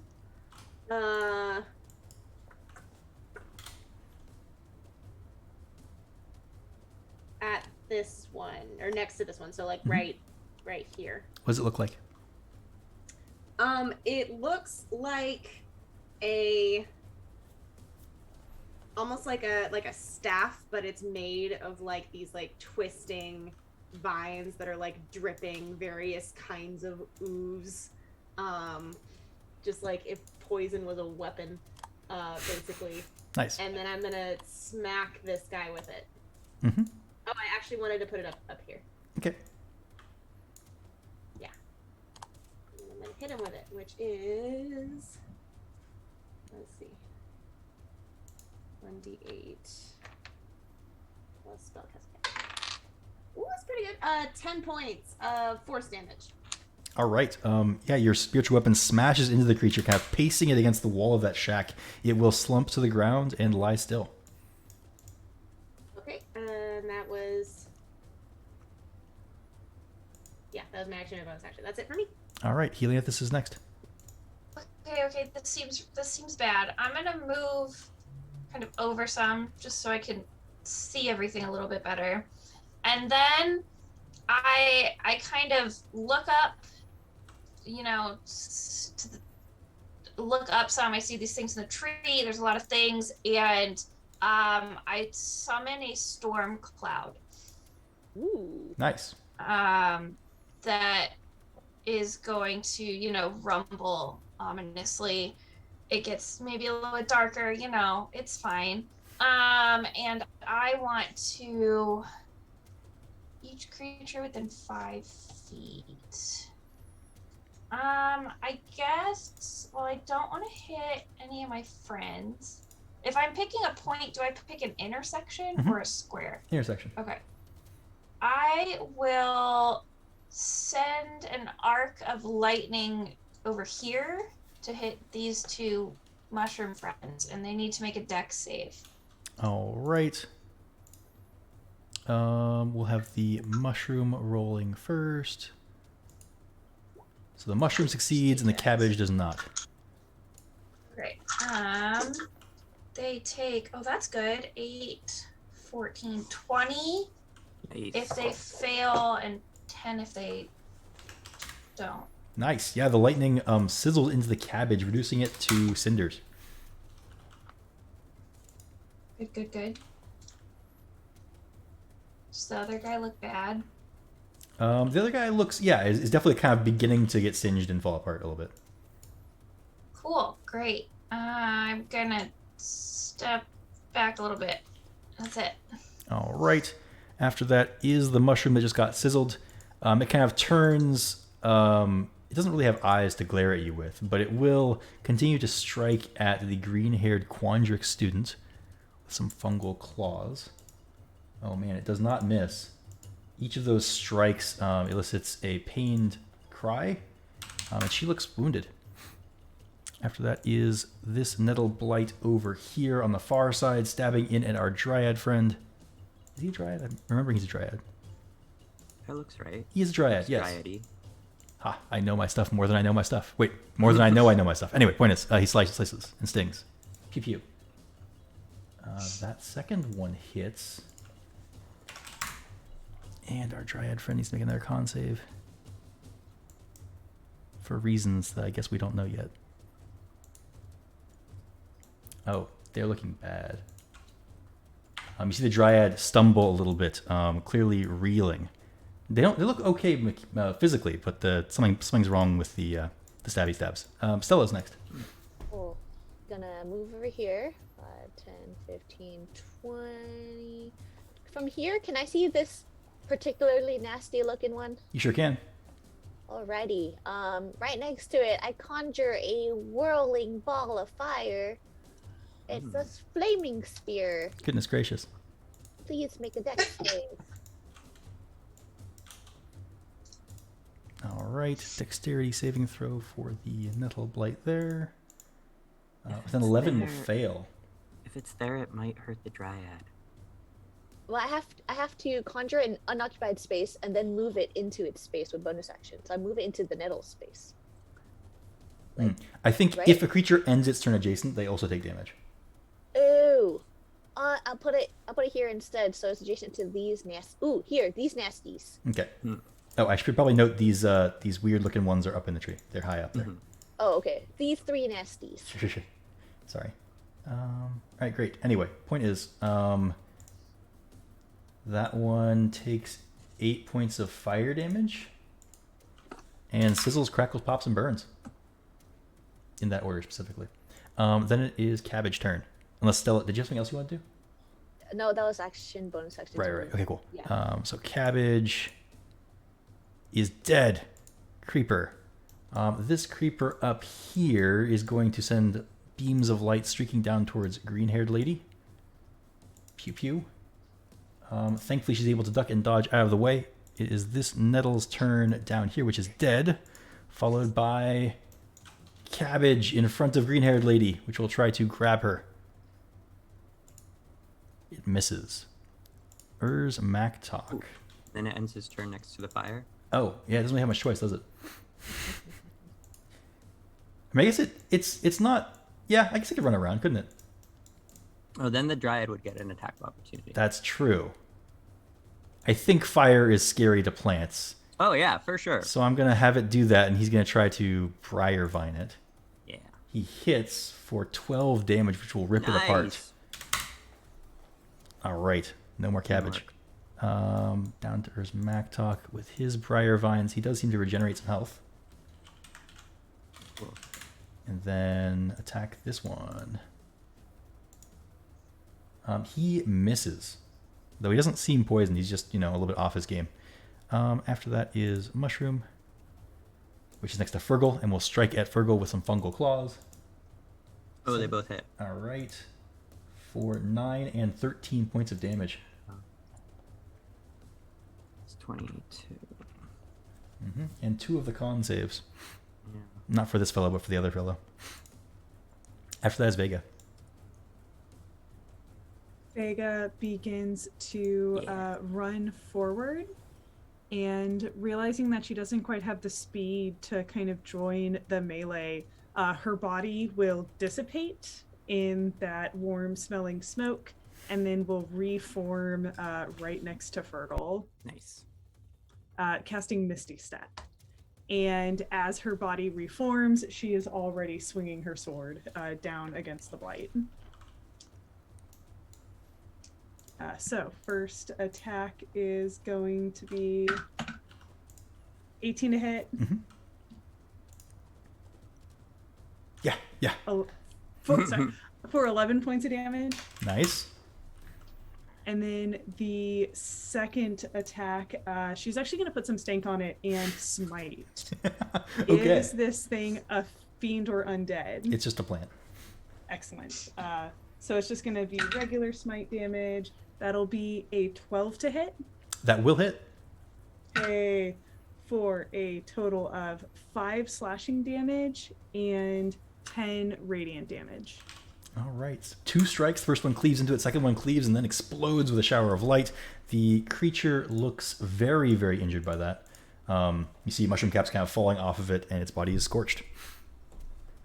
Anything else for Vega? That's it. All right. Nettle Blight, top of the order. Where are you? Ah, yes, you are dead. Good. Up next is green-haired lady, who shouts out, "Hey, thanks for the help!" And she will move, I guess. Nah, she'll stay right there. And she will lash at this mushroom blight with a chain of magical plates.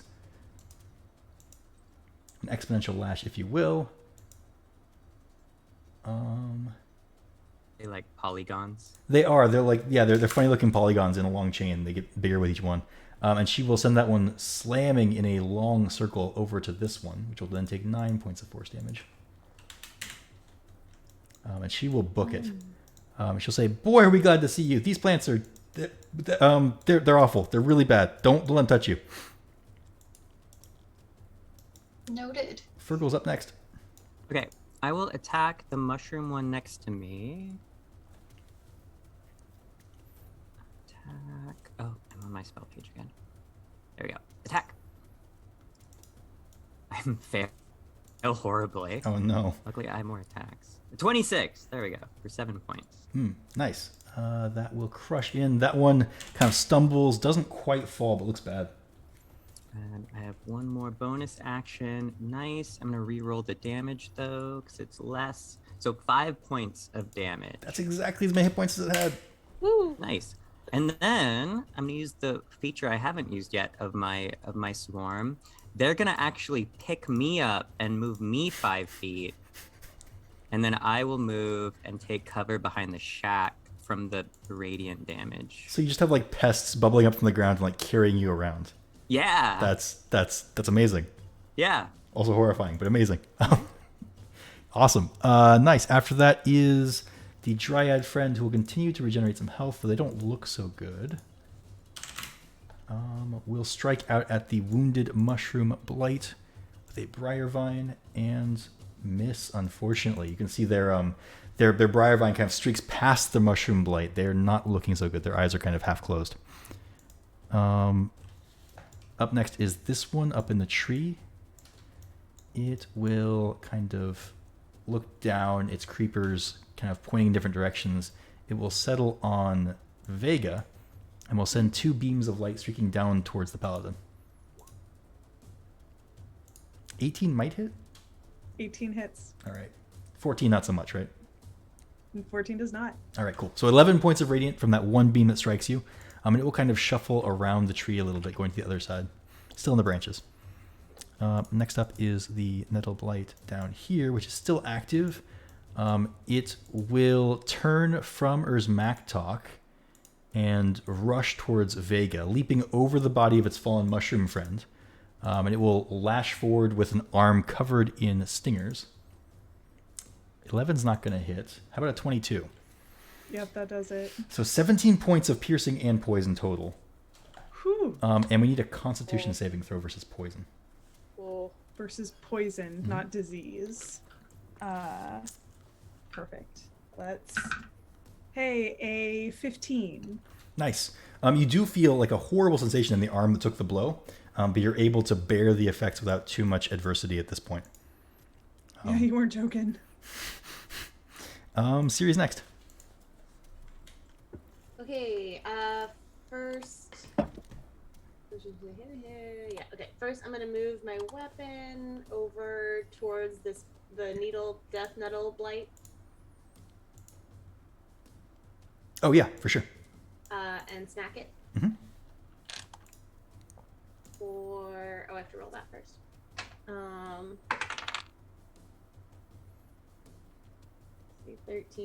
13 plus some stuff. Oh yeah, that'll hit probably. Yeah. Okay. For 8 points of force. Mm-hmm. Okay. And then I'm going to run up next to it. Do a little nod at Urzmaktok, and then cast Inflict Wounds on it. Nice.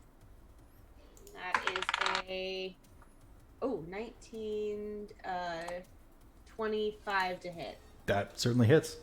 Okay. It takes. I don't have multiple dice here. Okay. Another D10.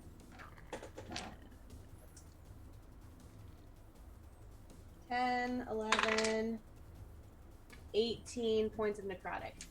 All right. As you send the necrotic damage into this creature, you grab it and your necrotic damage surges forward. You can see it kind of hiss at you, its tongue coiling out. The necrotic seems to do less damage than you would expect, and the creature barely survives. Siri swears loudly. Urzmaktok puts a hand on your arm. Huh? Urzmaktok puts a hand on your arm and says, "A cunning application of magic, but they're resistant to necrotic." Yes, I did. I've just observed that. Don't hit them with necrotic. Should have told you sooner. Sorry. Oh, no, it's fine. You were busy. Damn it.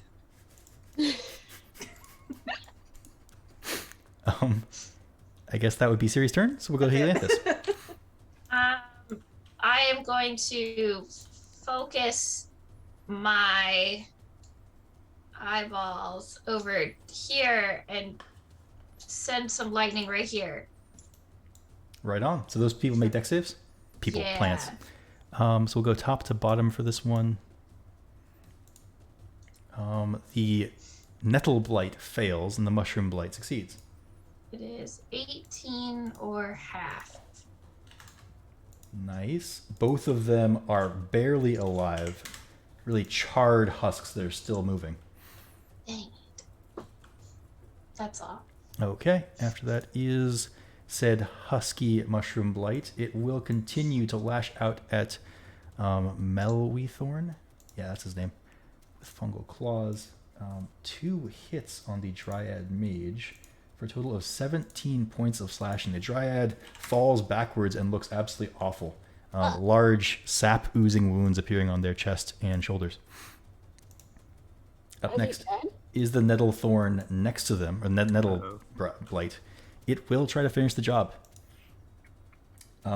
Its first strike stabs into the heart of the Dryad, who will gasp and crumple to the ground. It will then leap over the Dryad's body, hiss, and charge towards Helianthus. Oh no! 23 to hit for 6 piercing and 4 poison. And then a Constitution saving throw against poison. Things were looking okay a second ago, but they just took a massive turn for the worse. Oh no. I am poisoned. Oh boy, and are you poisoned? You're not only poisoned, you are also, if I could bring up my handy dandy character sheet, your speed is also halved. Okay. And then remind me how con saves work for concentration. It's just a Constitution saving throw. DC is 10 or half the damage, whichever is higher. So just 10 right now. Okay. Well, the storm's still here. It's still thundery. Nice. So that's good. All right, that was its turn. Stella is next. Just witnessed a horrific death. She's gonna try to mow this one down with a fiery spear. Mm-hmm. Get away from my friend. Dexterity save? Yes, please. I know spells. Oh, it fails. Yeah, you burnt. Wait, 2d6. Rolling. 11. That's a lot of damage. How does it die? It's like a bowling ball, you know, and then it kind of like tips over, and then as it touches the ground, just turns to ash. Perfect. Yeah. That one is toast. Anything else for Stella? Let's see. That was bonus action. With my action, I will get. Let me move here and cast it on this fella. Mm-hmm. Please dex save. Dex save. This is like produce. No wait. It is a create a bonfire. Oh, that spell is concentration, so you'd lose your flaming sphere. Oh wait, is it? Oh no, no, I don't do it. I don't do that. Do. I have a full action. That is... Druid problems. Everything's concentration for druids. Okay, It's awful. Oh yeah, okay. I use my bonus action, but I still have cantrip action. Use. Oh, I use gust to try to blow this guy out of the tree. Oh, interesting. Sure. Ooh. We'll give them a strength saving throw. They fail. So yeah, they will tumble out of the tree. How tall is the tree? Does it take fall damage? It's 30 feet. It will take half of 10, so 5 points of damage. This long kind of tendrily creeper hits the ground, bounces a little bit. Seems like it's a little bit resilient, but it does land on the ground next to the flaming sphere. It does land prone as well. Okay, It does not seem cool. happy. Wait, I would know not to stand next to my own fire. It's very hot. Yeah. I'll be here.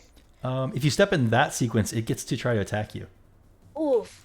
with disadvantage. Advantage, luckily. Yeah, it's still prone. Okay, yeah, I'll do that. It reaches out with a tendril and tries to slam you. 16 to hit for 6 bludgeoning.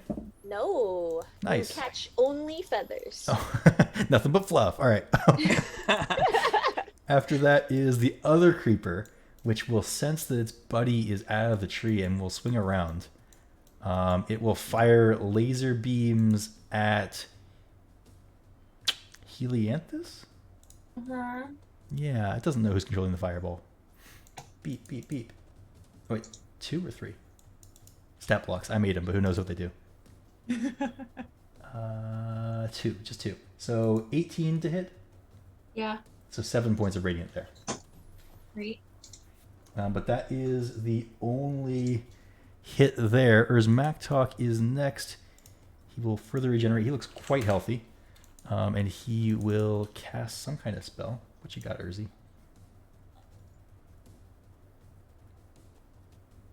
Oh, right on. Yes, spells are not there. The stat blocks forte. Point is, he lashes out with vines and crits. So the vine streaks through the nettle blight and then tears it apart. The briar vine lash kind of just slashing back and forth, chopping the thing to smithereens. I mean, it had 1 hit point, but we did 46 damage to it, so it's a real spectacle. It hurts even in the afterlife. Its ghost hurts. That's right. He'll then charge forward, bellowing, "Strixhaven students, to me!" Mushroom Blight next, which is dead, followed by Vega. Vega will spin around, kind of with the momentum of the sword, and hurl herself at the same mushroom blight that Urzmektok went over to, and will shout, "You cannot hide from the sun!" And we will see a kind of like a light emanate from the chest of this creature. She is casting Hunter's Mark on it and marking this thing in front of it. Because things look so incredibly bad, she's also going to cast Divine Smite as she attacks with the longsword. Nice. So, does an 11 hit? It does. The mushrooms are quite squishy. Oh, okay. That is going to be 14 plus 6 is 20, 28 points of damage. Do you need that broken out by Not types? really. Not really. Okay. Why don't you narrate for us how that one perishes? Vega, that it's almost like that light starts to emit from it, and as it erupts from its chest, Vega just plunges the longsword into it, and then immediately that light, almost like a beam, will shoot across and over to the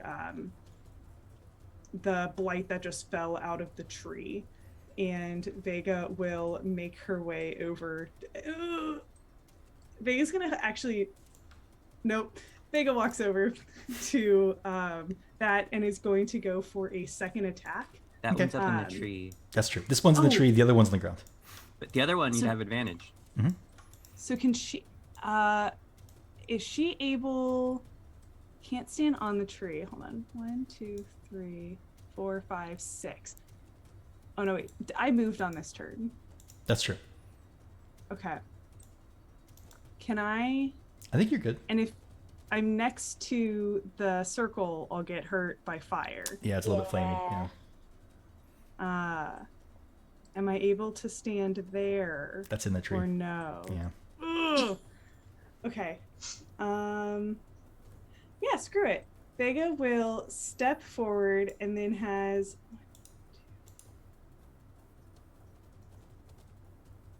Oh, it won't have enough movement to get away from the fire. So instead, she'll move the Hunter's Mark and then end her turn standing next to Urzmektok. All right. Sounds good. After that is Lorene. Stella, you will hear Lorene whisper, "Wow," when Vega blows that thing up. But she kind of comes out of her daze and will strike out at this one with a lash made of magic and force power. Holy heck. It's a crit for 4 points of force damage. Yeah, maybe not the most impressive. But it does lash this thing up into the tree, all the way up there, and it smashes into the other one, 30 feet. Hey. I think 11 force damage to that one. Both of them look pretty roughed up. It doesn't technically move the mark. I have it deal falling damage, so it'll kind of just tumble back down. And then it is Fergal's turn. Lorene says, "Go get him, Vega. You're doing great." 1, 2, 3, 4, 5, Thanks. 6. Focus on staying alive. Fergal says, "All my spells are necrotic," and he drops his staff and pulls out a longbow. Ooh. She's never used before ever. It's like brand new in packaging. In the tree. You have to like break open the wrapper to Yeah, exactly. Never even put the string on. 12. That does not hit one of these. They're a little bit quicker. Okay. Just getting used to it. Oh, I don't know what I'm doing. The string's on wrong. You gotta redo that. You gotta. You're And, holding it yeah, upside that's down. it. All right. Next up is this creeper still alive? It is. This one will right itself, and it will climb back up the tree about 10 feet. And then it will fire beams of light at the nearest humanoid, which is Stella. Pew pew. Oh, Uh-oh. oh, that hits. All right, so the first one Well, hit the for first one 13 does. points of radiant, burning into your arm there. Whee! I'll be able to twist out of the way the second one. Okay. And it is Siri's turn. Okay, 15, 20. Can I get, if we're Pythagoreaning, can I get my spiritual weapon to here, to where the 10-foot one is? Yes. Well, I mean, you can get it to, I think, here, which is, yeah, anyway, point is yes.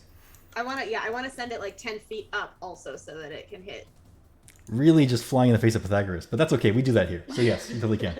Quandric students are just aghast. Somebody in Quandrix gets a nosebleed. Yeah. Okay, and then I'm gonna smack him. That's a 16 to hit Mm-hmm. for 7, 10. 10. How does that kill the creeper? Woo. As it's like trying to climb like back up, it just like climbs up and like comes face to face with the staff, which is kind of like bonks it back down. Cool. Great. So it plummets down to the ground, hits the mushy earth there, and kind of lies still. Okay, and then what do I have that's poison damage probably won't do a thing. These haven't seemed poison me, have they? Like we haven't seen them do. They've been doing light things the whole time. These right? ones seem to shoot light beams, yeah. You did Okay. see one smack someone one time. Okay, but that person wasn't poisoned when they did that, as far as I can tell. As far as you can tell, yeah. Okay, I'm gonna try a ray of sickness at the one in the tree. They do have lots of cover from you right now. I don't know if you have a line of shot on them right now. Okay, I've moved 10 feet. If I get to like here, would I have a line of Yes. shot? Yeah, absolutely. Yeah. Okay, so I'm gonna do ray of sickness, range spell attack. Okay, that's a 15. That does just barely hit. Okay. So it takes wrong die. 8, 5. Oh, okay. 13 poison. It has to make a con save. It doesn't have to make a con save because it's dead. Oh, yay! Just, ooh. All right. And I think we're out of combat with that. So is the druid who died or who went down? They've been down for 2 rounds. Are they? Vega will move over. Are they dead, or would she be able to put a point of lay on hands? Like, are they making death saves? Yeah. They're actually like conscious. They're just paralyzed. Oh. They crit their first death save, so they're Aw. fine. So Vega kind of walks over, like kind of expecting to see the worst, and then like takes a very deep breath out and just kind of pats him on the shoulder. You hear like a grunting sound from the dryad's mouth. Can't speak, but like the barest hint of a smile at the corner of their lips. I'm gonna real quick throw off a mass healing word Thank you. Thank you. on Helianthus, Vega, Fergal, the Dryad, Stella, and the girl who's in love with Vega, whose name I forget. Wow. Okay. Lorena? It's Lorene. Lorene. If I'm okay, if you could heal one of the students, maybe like the dead. I mean, Oh right, there's dead students. Yeah, okay. I'll instead of Stella, I'll do one of the dead students. And that is 4. Okay, so everybody gets 7 points. Nice. That is 7, much more than I had. All right. The student who you restored does flush with color again, though they are still paralyzed. There are 2 other students down here in this shed. Not that you can see them, but there are. One of which is a Witherbloom second year. Do you Like want to you. go try and poke them? Do I get like a save against this poison, or do I just Oh. feel real bad? You actually do, and I need another. Yeah, I need another save, definitely. Like it's been 2 turns, just 1. Well, 2. just do them in order. Well, that's a 7. That's unfortunate. And the next one would have been a 9. Okay, so after the second one, you are unable to take reactions. You're also only taking 1 action a turn. You are rapidly slowing down as the poison makes its way through your system. I run Well, either over you- and yeah. poke Helianthus with my dagger. Good thing you healed me first, because otherwise I would have went unconscious. Well, yeah. Because I had 1 hit point. Make one more con save. I hope I don't have to make this, because I just rolled a 3. Okay, that didn't work. Then Well, here's a question, Marco, because I don't have it specifically in my inventory. How much anti-venom would an herbalism kit have in it, dosage-wise? I don't think it necessarily includes any antivenom per se, though it has ingredients you could certainly use to make antivenom. Oh, okay. I thought we were saying that I had anti-venom. It would follow that you have purchased antivenom. Perhaps you don't carry it. Perhaps just like a lab supply, or maybe you keep it in your room. Okay. Nominally, it's Then I something you don't gotta have buy. Yeah. I will look over at Urzmuktok and just say, do you have any anti-venom on you? I don't have time to brew more. He says, of course. Do you not? I mean, I did. We've already been through 3 of these. Mine's gone. I see. And he walks over to Helianthus. He does cast a spell. Says, oh, and then produces a potion from his pocket. why did you say oh? Why did you just say oh? It's nothing. Take the potion quickly. No, that didn't sound Take good. the potion. I mean, yes, I do take the potion, but then I continue to ask him why he said oh. That's quite a toxin you've got there. You can make a con save with advantage this time. Okay, here we go. Different D20 this time. Come on. Come on.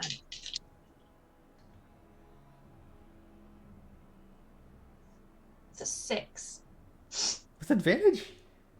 I rolled a 3 and a 5, and Oh I have my a +1. goodness. Yeah, your muscles lock and you fall to the ground. I shove Urzmuktok out of the way, and I put my hands out, and I burn a lesser restoration.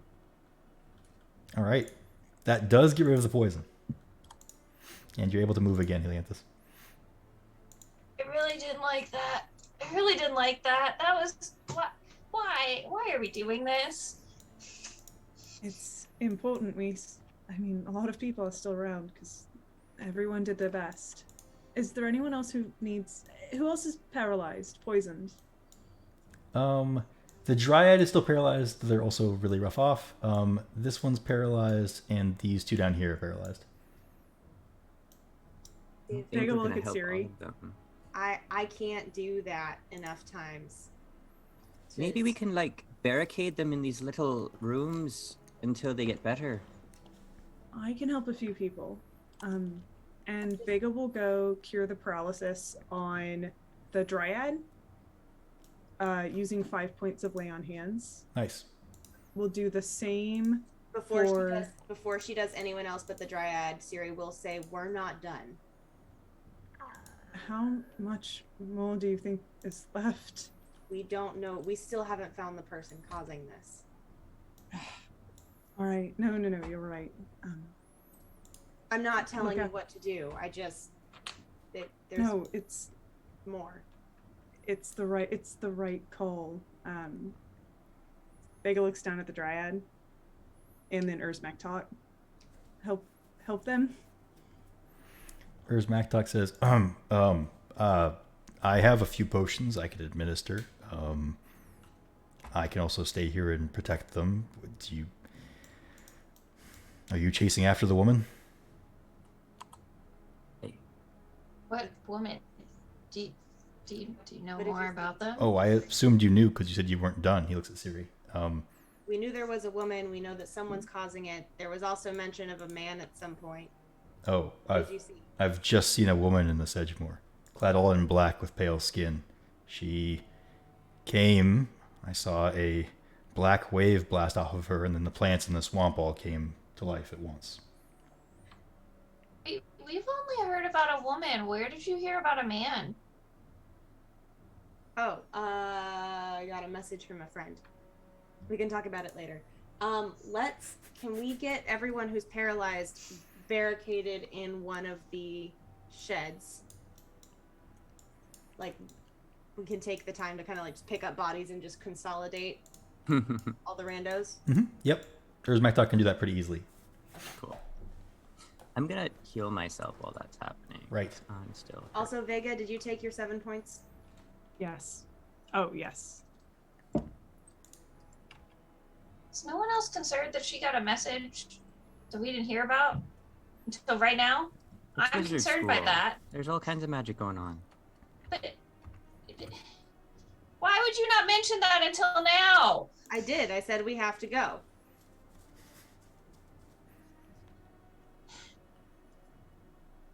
So, should we go? Which direction did you see her go in a direction? Urzmaktok points to the northwest and says she faded that direction. It wasn't arcane magic.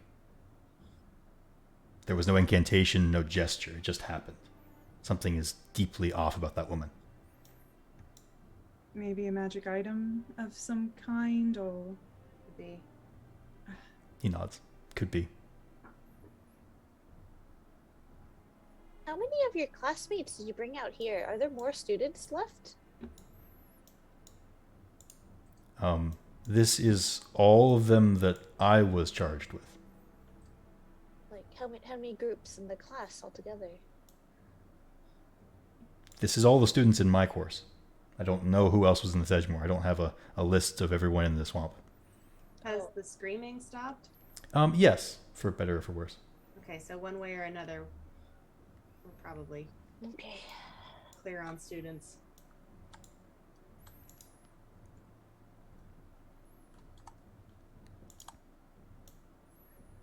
all right. Well, I don't let's happen go to have before. any healing potions on you. Where's Maktok? He hands over 5 vials Oh. and says, "I don't think I'll be needing these as much as you will. Don't All right. don't die. That would be inconvenient." Do our best. If I die, make sure someone takes my death nettle. I'll take care of your Which is- death nettle, but Which is definitely not in our dorm room because that would be against the rules. So they can show you where it is later because that's not where it is. I know about your plant, Siri. It's Oh. okay. Just don't die. I don't want to have to find another lab assistant. Fair. I am irreplaceable as a laboratory assistant, clearly. That would be inconvenient, sure. Yeah. Well, shall we go hunt this evil lady in the swamp? Let's go. I'm going to drink whatever Urzmaktok just handed me because I feel like I'm dying. It's a greater healing potion. Oh shit! Oh. You brought the good stuff. He's a third year. It's Strixhaven. Oh. That's very good because I almost died. Plus what, 4? Yeah, 4d4 plus 4. All right. So you've heard there's some kind of mysterious spooky woman to the northwest. You also haven't explored the northeast where there could have been more people. Who knows? Where do you want to go? I think we're Where's the close to the woman? source at this point. We might as well try to All right. take it out. One more time as we're running. You keep saying he. I keep getting told there's a woman. What the hell? Someone's misgendering someone. I know. It's unacceptable. There's 2 people. It's not complicated. Just go. As we're running, I go, there might be 2 people. It's not clear. You really need to talk about the voices in your head after all of this. They're not in my head. It's just like a message. Like magical messages are a thing. Mm-hmm. It's a cantrip. Point still stands. As we go, I'm gonna stow the bow and recast Shillelagh on the staff. Lorene's moving to come with you. Okay. She'll whisper to Fergal. Does Vega always fight like that with the light explosions and stuff? Oh yeah, she's amazing. She really is. That's wow. I didn't know about that. I just knew she fought really well. Oh, she's got all kinds of magic power in her swings. You should have seen her just like powering through the mud. It's just pure muscle. Oh. It's amazing. Yeah, I mean that sounds. Anyway, we should go, right? We're going somewhere. Do you fight well? I'm a Strixhaven student. Yeah, and you were about to be unconscious on the ground. The question stands. No, I'm fine. I'm a great fighter. I'm a really great fighter. Yeah, we saw you whipping around those shape things. Yeah. See, I'm a great fighter. I'm a really good fighter. So let me come along with you. I'll help. Mm-hmm. Vega What was quadric off to the spell is it? side. Oh, go ahead. Vega was off to the side, like wiping blood and muck from her blade, like cleaning it. And it's right at that point she turns around, rejoins the group. All right, are we ready to go? Vega, nice to meet you. We need to go. Hi.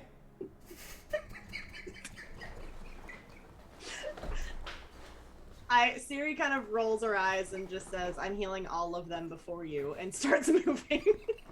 Elianthus just makes eye contact with Stella. And is like, the letter. And then Oh! follows. Ah! Okay. Now who's got secret messages going on? All right. Up I to like the that we're, Sedgemoor. like, Good. fighting for our lives in a devil swamp, and we're like, "Oh my god, she has a crush on Vega." Vega, completely oblivious, playing with her sword off to the side.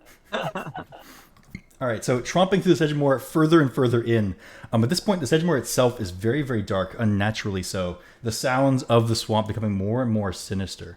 You hear more of those chittering, chirping, even some howling sounds. And the swamp around you bubbles faintly and ominously.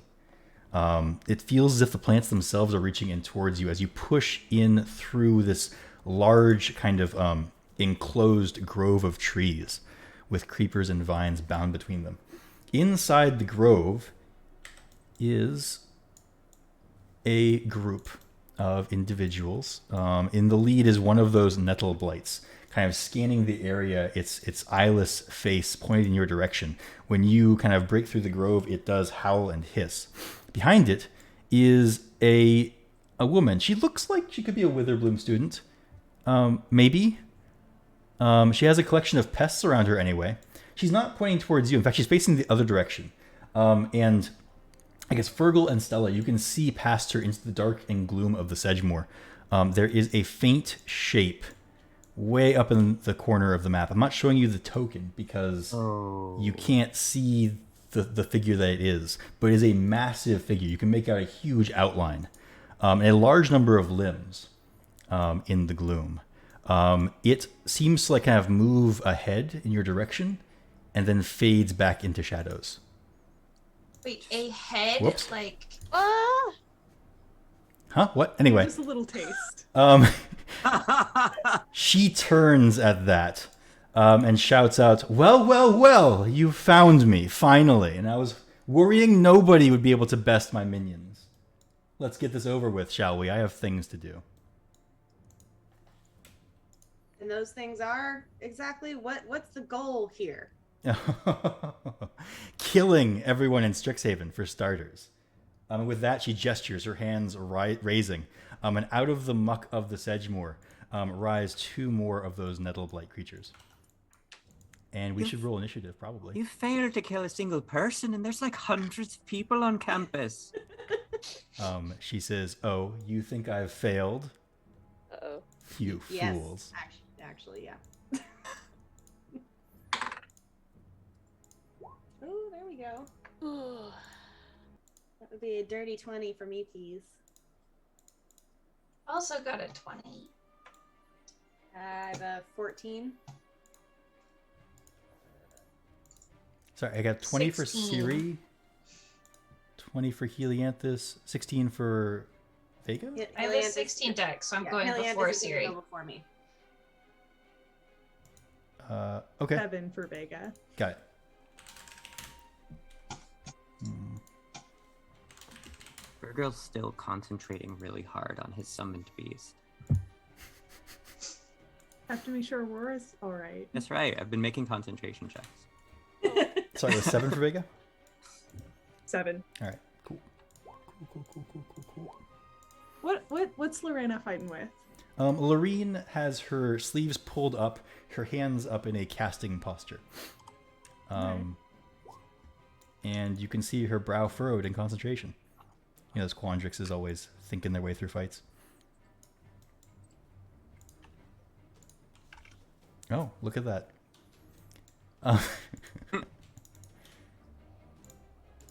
Ooh. We are so nicely clumped up right now. You sure Yeah. are. Oh, Don't no. point those things out. Don't worry about it. Marco knows.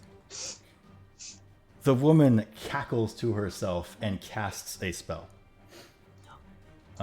Billowing out of the ground near you is this massive black lance of energy, which will strike at Vega as she's in the lead, kind of searing through you, ripping at you. And I need a Constitution saving throw. All right. Come on. Ooh. 17. Oh, Oh, 17's Ooh. good. That's good. You managed to withstand the worst of the spell as an incredible amount of necrotic energy rips through you. You take only 23 points of necrotic damage. Only. Oh. What? that was halved. all right. Oh. She might be a badass.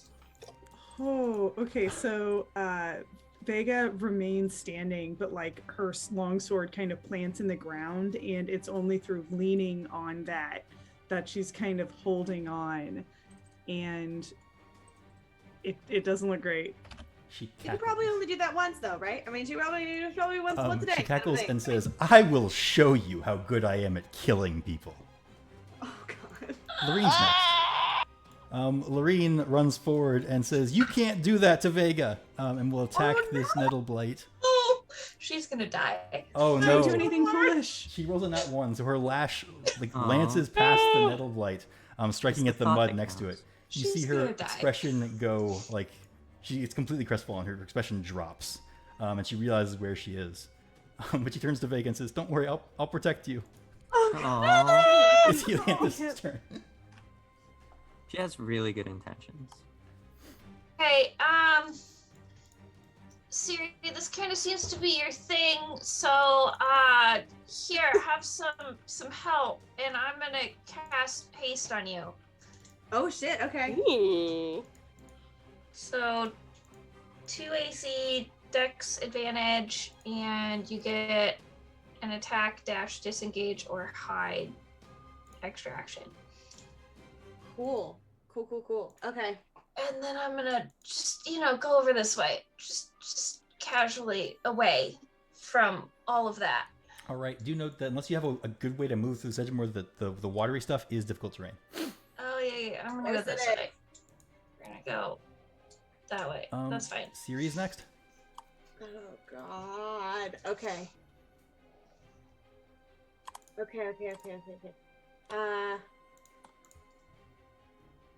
So I cannot cast things as part of haste. No. Right. The haste action is That specific. is a second Got action it. now. Okay. Cool.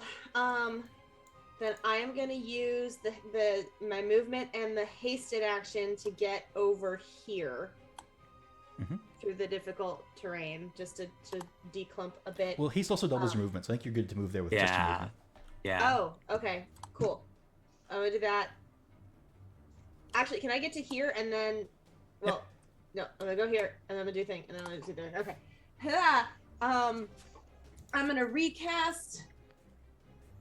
No, I'm not. I'm gonna cast Word of Radiance at everything over there. Word of Radiance is 5-foot range. It's everything around you. Shit. Hmm. Yes, it is. I'm gonna cast Sacred Flame at the lady. All right. She makes a dexterity saving throw. Yes, she does. Oh, she laughs her head off at that. Oh my god. Oh dear, the light cannot beat the darkness. Please, you're a Witherbloom student. You know this. Okay. And as a bonus action, I'm gonna recast Spiritual Weapon. I wasn't gonna do that, but I'm gonna do it. And it's gonna appear right behind her. Over here. Sure. And it's gonna smack her. All right. That's a 23 to hit. That does hit.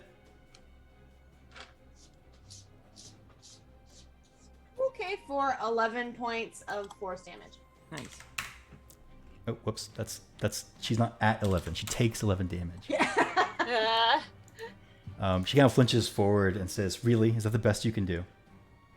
Okay, and then I'm gonna go back here, and I'm gonna use my haste action to hide behind this tree. All right, cool. Give us Okay. the stealthy. After that, those of you who can see her will see her reach down for one of her pests, take it up in her hand, and then crush it. The life force draining out of it into her. Yeah. Her wounds seem to fade away.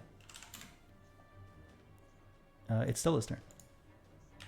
Oh, I'm sorry, little babies. She's gonna cast a even bigger flaming sphere right here, and ram it into the lady. Upcasting it, 3rd level. All right, Ooh. we'll make it bigger. Bigger. Please make a dexterity saving throw. All right. Wow, no point. She ducks out of the way, laughing Take some more. half of 9. Mhm. And I'm gonna leave the little ball like in the middle of all these folks and little pudges. Sounds good. And then also kind of flutter behind this tree. Cool. After that is this creature, which will shamble, kind of slithering through the mire, to where Siri is hiding, I guess. Oh no. It does seem to zero in on where you are, regardless of Yeah. your stealth. It's kind of hard to hide when I just did a thing and then ducked behind a tree. It also doesn't have eyes, so it's probably seeing you with some other sense. Mm. Oh. Stabby. 22 to hit for 8 piercing and 4 poison. Uh-huh. And it does have a Oh, wait. poison on that. Oh, huh? There's a poison effect on that as well. Okay. Oh, no. So this is 12. Okay, and then it's, what is the poison? Just Con save. Okay, I have advantage, because things. Not great. That's better. 16. That's good enough. You withstand the effects of the poison. Though it could have been bad. Okay, so next. Honestly, I guess you tested Death Whisper. It seems like Death Whisper, but like worse somehow. Next up is the pests. They will simply scoot around back, avoiding the flame ball. Mhm. Good little pests. Next up is this nettle, which will charge forward towards Lorene. Oh. Uh-oh. She doesn't have any sort of reactions, I don't think. Yeah, no reactions. So, stabbo. Ooh, okay. First one that completely misses. Second one catches her right in the gut for 13 plus 5 is 18 points of damage. Oh, whoops. Vega Oh. will lurch forward, using her reaction to stick her blade in between Lorene and the nettle. This is specifically the interception fighting style. So I can reduce the damage by 1d10 plus 3. So that's going to be a reduction of 12 points of damage. Nice. Ooh. So right, the thing like stabs into her gut. You're able to like put your sword in there and block most of it. A couple of the other thorns get her, but she kind of flinches and then gasps as she sees you block most of that. does fail the con save and starts looking pretty bad, though. But she does whisper, thanks, that was amazing. Focus on the fight. Right, sorry. Furkle, go ahead. All right, I'm gonna get murdered. I move 1, 2, 3, 4, 5, 6, and dash. Actually, no, that's stupid. I'm gonna move to here, and then attack that guy. All right. Yeah.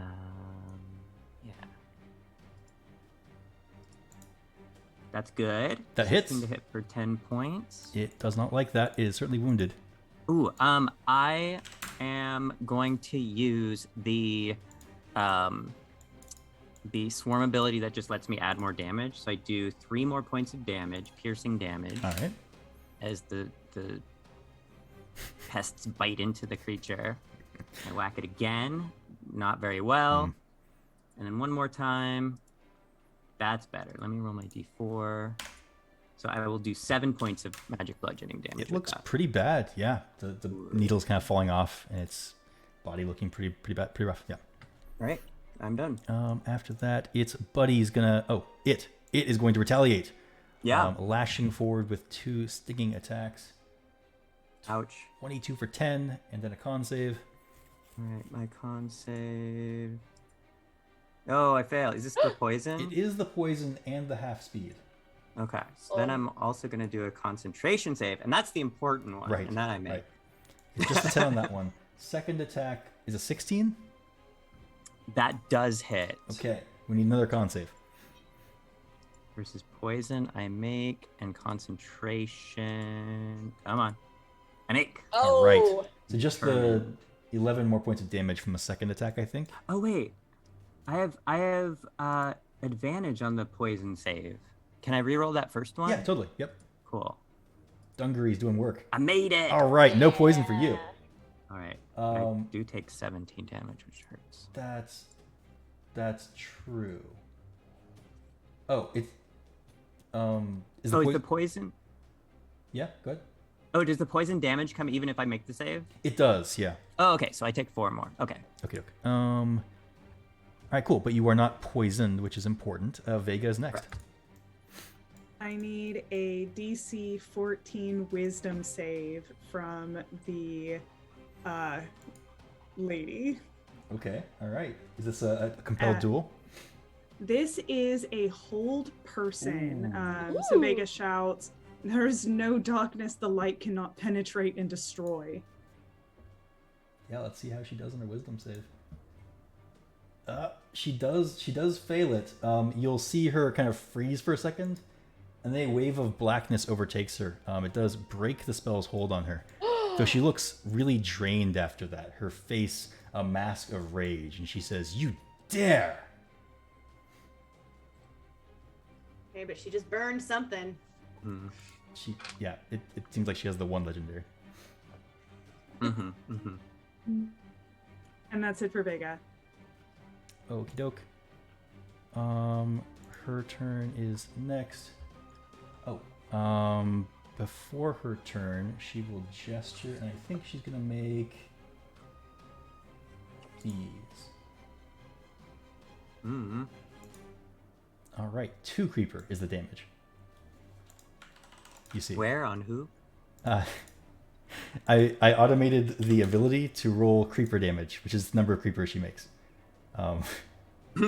It's not actually damage per se. But yeah, she gestures, and kind of writhing up out of the ground near her are 2 of these, gosh dang it, creepery things. Oh, that's not good. Oh, dang it. They're at full health. I don't know why the token copied. Anyway, on her turn proper, I'll fix that later. She will gesture at Vega and again say, "You're quite uppity for a student. Do you even know how powerful I am? Do you even know what you're standing against? I've heard stories and seen worse. I am a god in flesh." And Are you sure students are what a god would be dealing with? not for long. I guess you have to start somewhere on your evil plot, whatever that might be. Silence! She casts blight on you. Give me a con save. This is not going to go well. Okay, an 18. That's pretty good. You take half of 33 points in necrotic. And Vega goes down. Aw. Everyone knows gods aren't real. They're a trick played by Nicol Bolas to increase his zombie army. Cease your mindless prattling. After that is Lorene's turn. She screams, "No!" And will interpose herself. I guess she'll lash out at the woman with a ranged... doesn't make sense. That's not what she would do. She'll lash out at the nettle blight. Disadvantage because she's poisoned. An 11 will not quite hit. So you see her kind of stagger. The exponential lash goes wide. But she will stand firm between the nettle blight and Vega, and it's Helanthus' turn. Right. This is bad. This is very bad. I am going to cast a spell at the big scary lady. Yeah. I cast a 2nd level chromatic orb. Nice. How does this work? 4d8. Do I roll? Is this an attack roll? Yeah. Mm-hmm. Yeah. Okay. I know how spells work. That's a 17. That does hit. Okay. 1, 2, 3, 4 of the d8. 10, 17, 23 lightning damage. Yeah, lightning sizzles in. She groans in agony. I tell her it's not nice to kill people. Why would I want to be nice?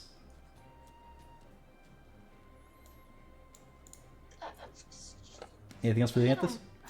No, that's all I have. Okay. Again, she will gesture back at the pests. One will crumple into oblivion. And you will see some of her wounds heal. Certainly not all of them, but she does look a lot better. Siri is next. Okay. First thing first, healing word at Vega for 7, another 7. I have a question. Do these, so I know that they don't like necrotic. I'm very close with one, so I'm looking very closely at it.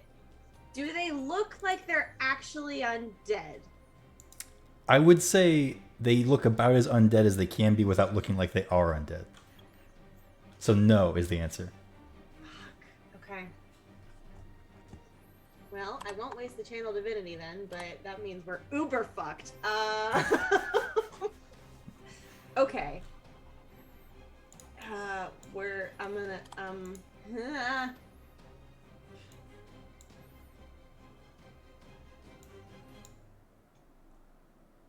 Okay. I'm running out of spells, but I'm freaking out. Okay, I am gonna use Channel Divinity on Lady.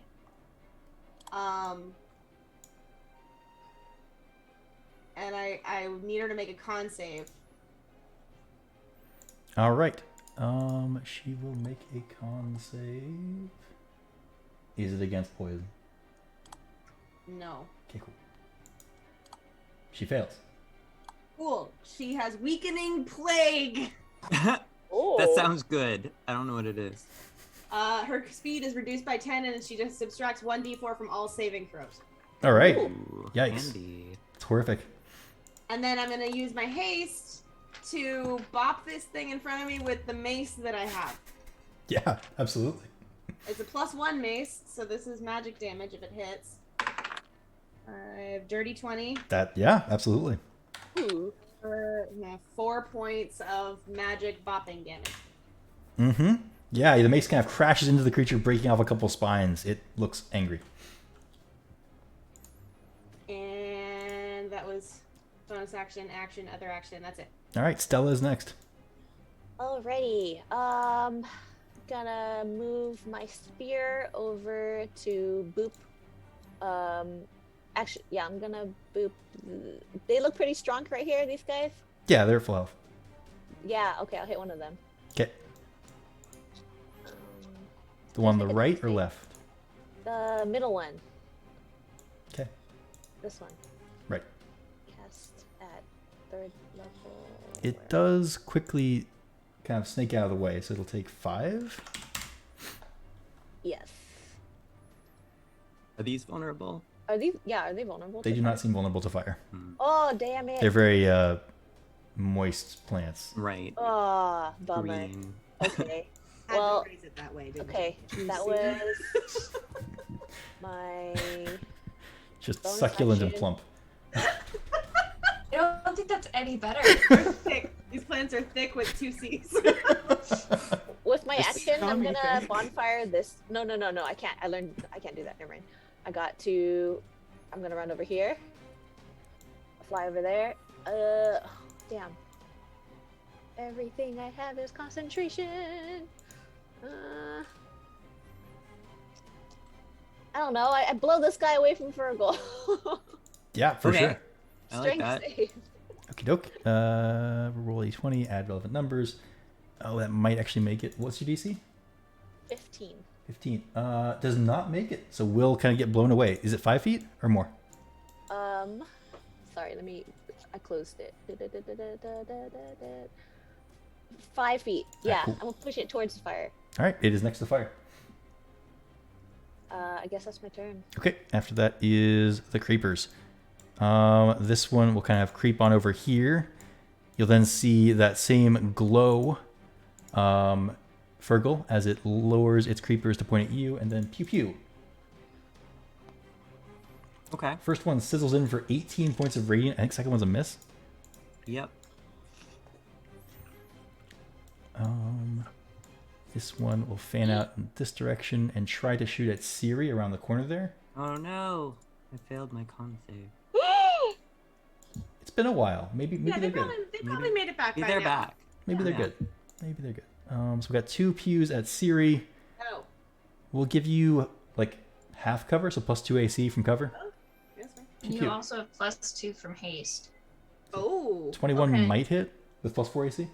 Oh, The first one still hits. The second one does not. All right, it's just 10 points of radiant, and then it is the nettle blights. This one will attempt to sting Siri some more. Yeah. 17, With the haste does not hit. nice. Mm. 15 also, you managed to zoom out of the way, no problem. Boom. This one in front of Lorene will continue to try to put her in the ground. oh no. That one misses. That one will hit. She is still standing after that, though the poison seems to stack most inconveniently. But Vega will once again use her reaction. Actually, Oh, I don't know. She's yeah. prone right now. So can she do it from prone? Probably. I don't She think can it still requires you to be. Yeah, probably can. It does not. So that's going to reduce it by 12 again, as Vega just kind of like flailing with her sword, kind of just coming into consciousness again, and just strikes. Nice. What's the reduction? 12. Oh, cool. Then she takes no damage. Ooh. I guess doesn't have to make a save because she took no damage. This specific special dice has been so kind to me tonight. After that is Fergal. Fergal with the 1 hit Right. point. Oh no. Okay, I'm gonna move up to her. I'm gonna attack her.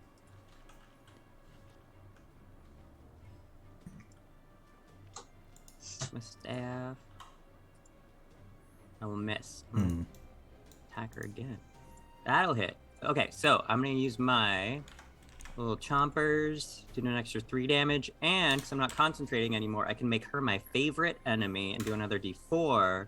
So that is 16 points of damage. And then I will attack with my bonus action. Ooh, good. See how much damage I do with that one. I will do only 5 points of damage. That's it. She hisses at you and says, "You will pay for that." Also, I'm bleeding profusely Yeah. and barely standing up. After your turn, she does cast a spell. Okay. You'll see her. I cast counters. I don't know. You'll see her hand become wreathed in that same black energy she's been throwing around, and she will reach out and try to plunge it into your chest. Missed though. She didn't miss. It is 9 points of necrotic. Okay. I'm unconscious. All right, she pulls your last remaining hit point out of you and heals by 1. Haha! That was not very efficient, was it? I don't say because I'm unconscious. As you fall. Uh, All right. After that is this one, which will surge forward towards Lorene. oh no. Actually, will it? I guess it'll stand back here. It's pretty rough. It will fire off a spine barrage at Lorene. Ooh. By that I mean 3 spine barrages. Yeah. Looks like 1 hit for 8 points, which is not enough toxin to trigger a con save. After that is Vega. Vega staggers up to her feet, kind of makes eyes at this woman, but will first kind of step forward to strike at the creeper that's in front of her. 2 attacks. First one is a 9, Not so much. and the second one is a 18 That'll hit. for 10 points of damage. All right. It looks wounded as it kind of recoils and then hisses at you. Top of the order. Big bad lady will again gesture. This time you will see a fresh nettle blight rise from the ground.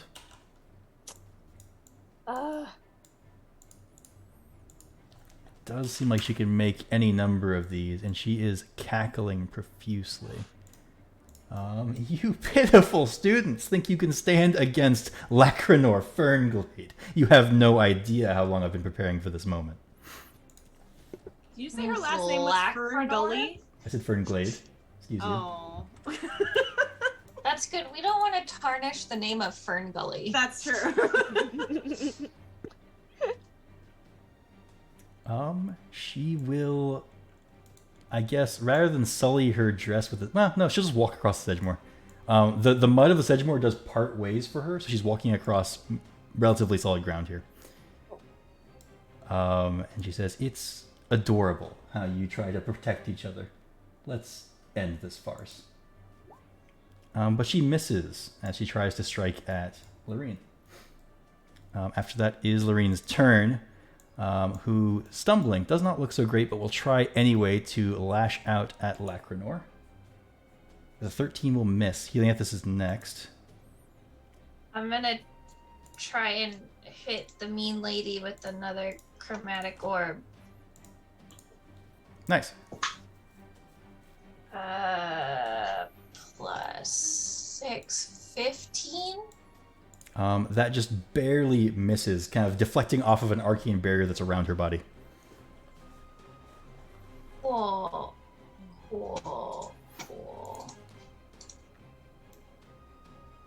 Well, that's my turn. All right. After that is Siri. Okay. I'm gonna use the hasty thing to disengage Mm-hmm. and run over here.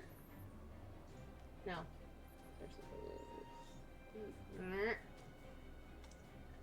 If I'm right here, can I see everyone in my group? Yes. Great. Okay. Smoke 'em if you got 'em. Mass healing word. Oh, thank you. Yes. I'm tapped, but we're dying. So, okay. 6 points to everybody. That's great. Let's see. 1, 2, 3, 4, 5. Can I include myself in that? You can. Yeah. Cool. Just I'm gonna do that. Look down at your arm or something. Yeah. Okay. So that's my. Let's see. Is that a bonus action? That's a bonus action. As my action, I'm going to. Well, that's ranged. Interesting. Okay, I'm gonna try to chill touch her. All right. Mm-hmm. Ooh, that's good. She won't be able to heal with her little. Exactly. Yeah. I don't know if that's gonna hit though. 16. That does just barely overcome her mage armor. Okay. And I'm level 5, so that's 2d8. And 2. Okay, so 8 necrotic, and she can't regain hit points for a turn. All right, she does seem resistant to necrotic, but the effect seems to work. She I'm assuming scowls. she is also not undead. She's not undead. She scowls at you and says, you will pay for that." I flip her off. Fair enough. That's it for me. All right, after your turn, she is going to blight Siri. Oh.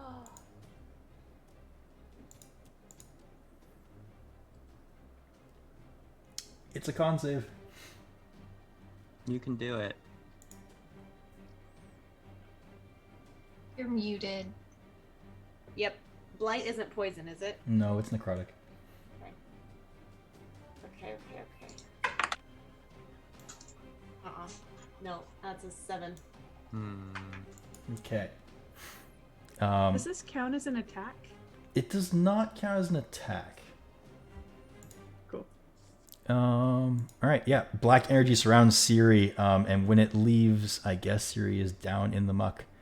Bye. Stella's next. Oh dear. Okay. Oh wait, how come it looks like I'm dead? Don't worry about it. You're not. Okay. Bonus action, move the sphere, hit this thinger here. It's too close to friends. I'm gonna leave it like here so it's not gonna hurt friends. Make a dex save, please. Right. It succeeds, taking 4 points of fire damage. It does not like that. It seems blackened. That one's also not vulnerable to fire? Yes, correct. What? Only Oh, the dear. cabbages. Oh no! Okay, and then with my action, Stella's gonna run over to Siri, ruffle through her bag for that potion that Urismatok gave, and feed it to her. Nice. Nice. How big was that potion again? 4d4 plus 4. 12. Ew. Okay, that was 1, 2, 3, 4, 5. I don't want to be in a line. Here. 6. All right. That's my turn. This creeper will kind of creep forward a little bit. It'll fire 2 light rays at Lorene, who it has some shot at. We'll give her half cover. The second one will strike her for 12, Oh no. which... What? Which Vega will reduce by 5. Okay. You reduce a light beam. The sword It's a blocks very it. shiny sword. Deflect! Yeah. Right. Lorene staggers, but takes the hit, is still very much standing. After that are Nettles. This one chasing after Stella now. Oh gosh. Sting. 1 hit for 8 and a con save. Okay, let me take 8. This one stabbing at Lorene with some stingers. 1. No hits there. Fergal's after that. All right. Oh shit! I failed the con save, I guess. You are What poisoned, and your speed is halved. Oh man. Fergal's up. Stand up. I stumble forward. Weakly swing. That's pretty good. That hits. Oh, and then I will. So I lost concentration on the favorite enemy, but I can do it 2 more times today. So I do that, and I do the little bites, which don't add much. So it's 12 points total. She's looking bad, though, as the pests take their toll. Good. This is what pests are for. Oh, nice. 16 to hit for 12 damage. Yeah, it takes her down to 1 knee. She screams out, "You'll never defeat me! I'm a god!" There's no such thing. Bonus action. Oh, I missed. Ah! All right. Done. After that is this Nettle Blight, which will chase Fergal down in defense of its master. Oh, it sure does. All right, I'm down again. Oh no. All right. It will then continue to surge forward and try to stab Lorene. Also taking her not quite down. She stays standing with just 5 hit points left, making a con save. She did get over the initial poison, but she is poisoned once more. Vega is next and up. And Vega.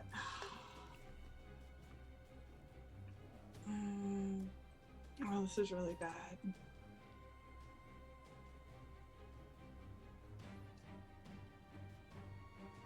Vega is going to move forward to close with the lady. Mhm. And we'll say, I hope in your preparations you included words for the grave. That And would provoke an it opportunity will attack, though. it will, so Okay. let's see how that goes. All right, here comes the sting.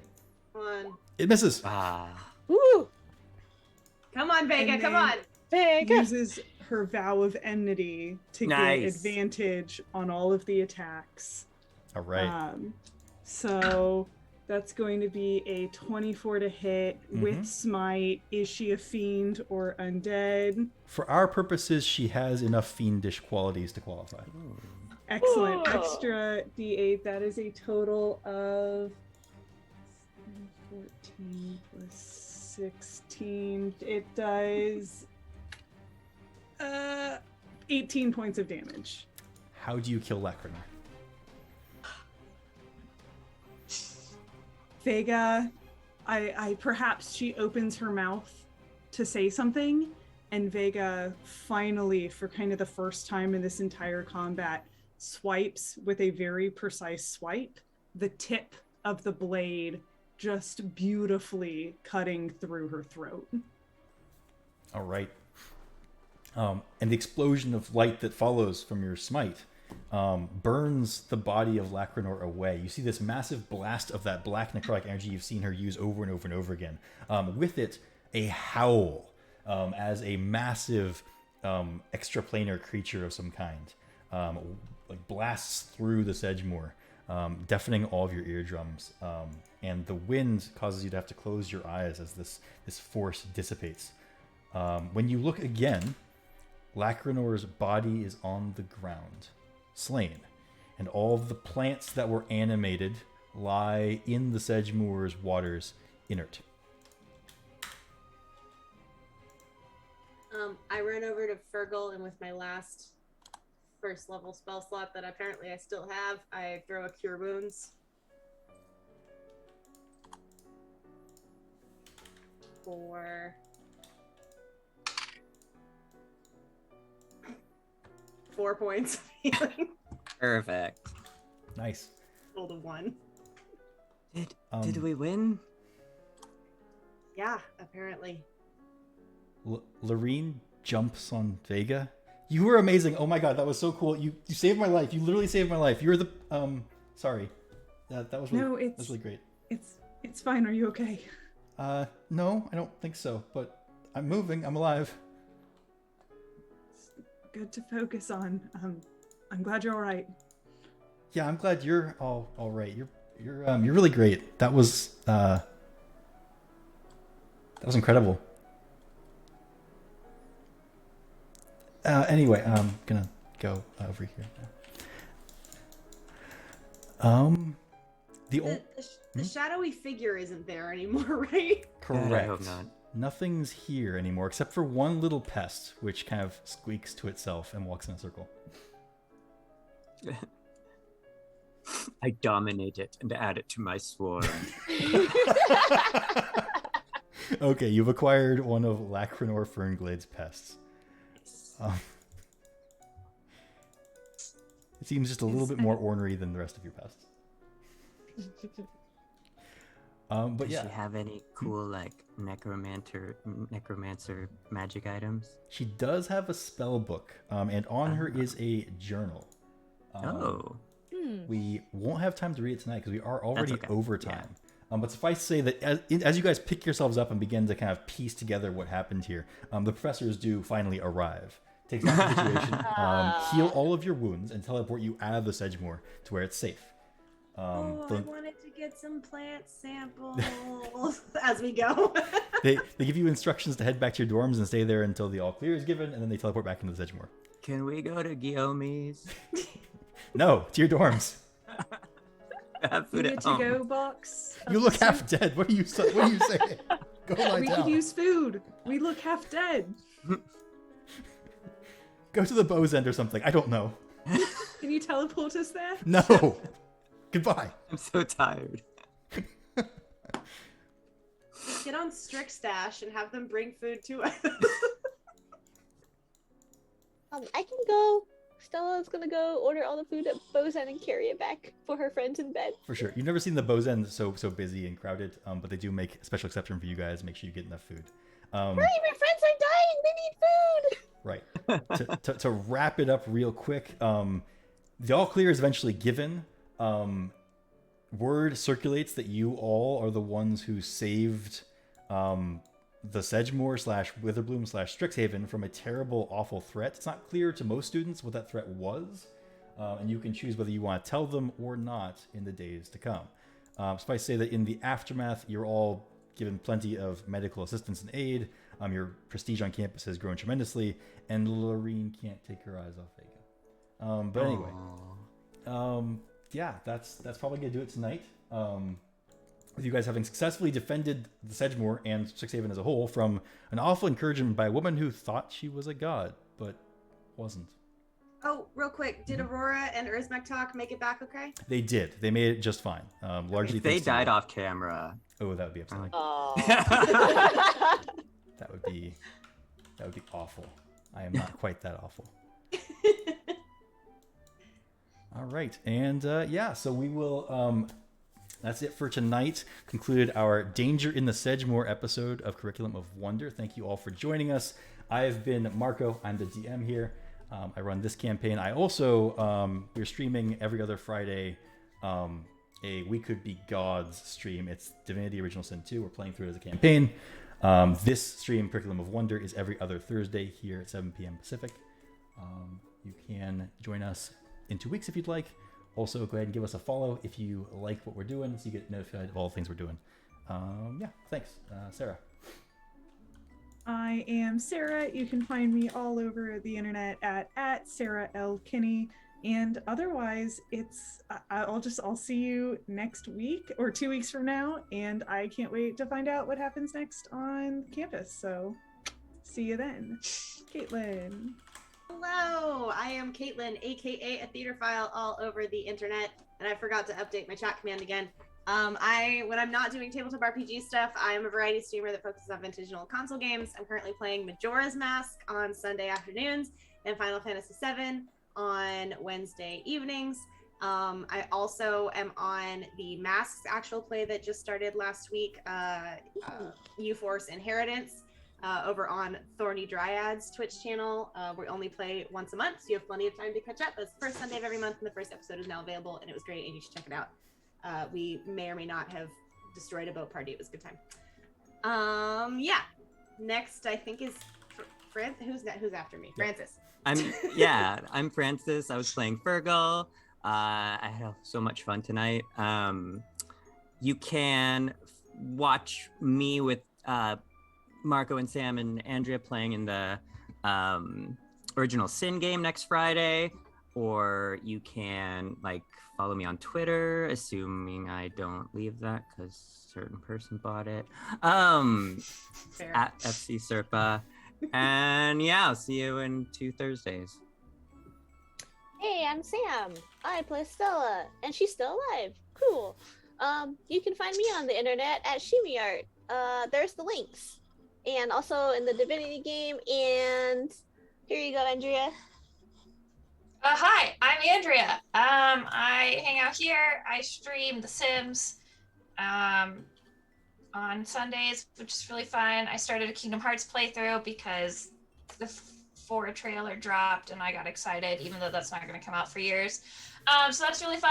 And then I also make dice, which is really cool. My Instagram link is in the chat. I also just moved off of Etsy, which is really exciting because now I have a much easier link to remember, because you can just go to sunflowerdice.com, which is really cool. And that's all the things, I think. Can hang out on the internet. It's really great. And I will see. I'll look at all these things. I made those. So beautiful.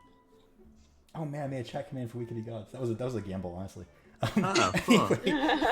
Thanks for joining us, folks. It's been great, and we will see you all again next time. Have a good night. Take care.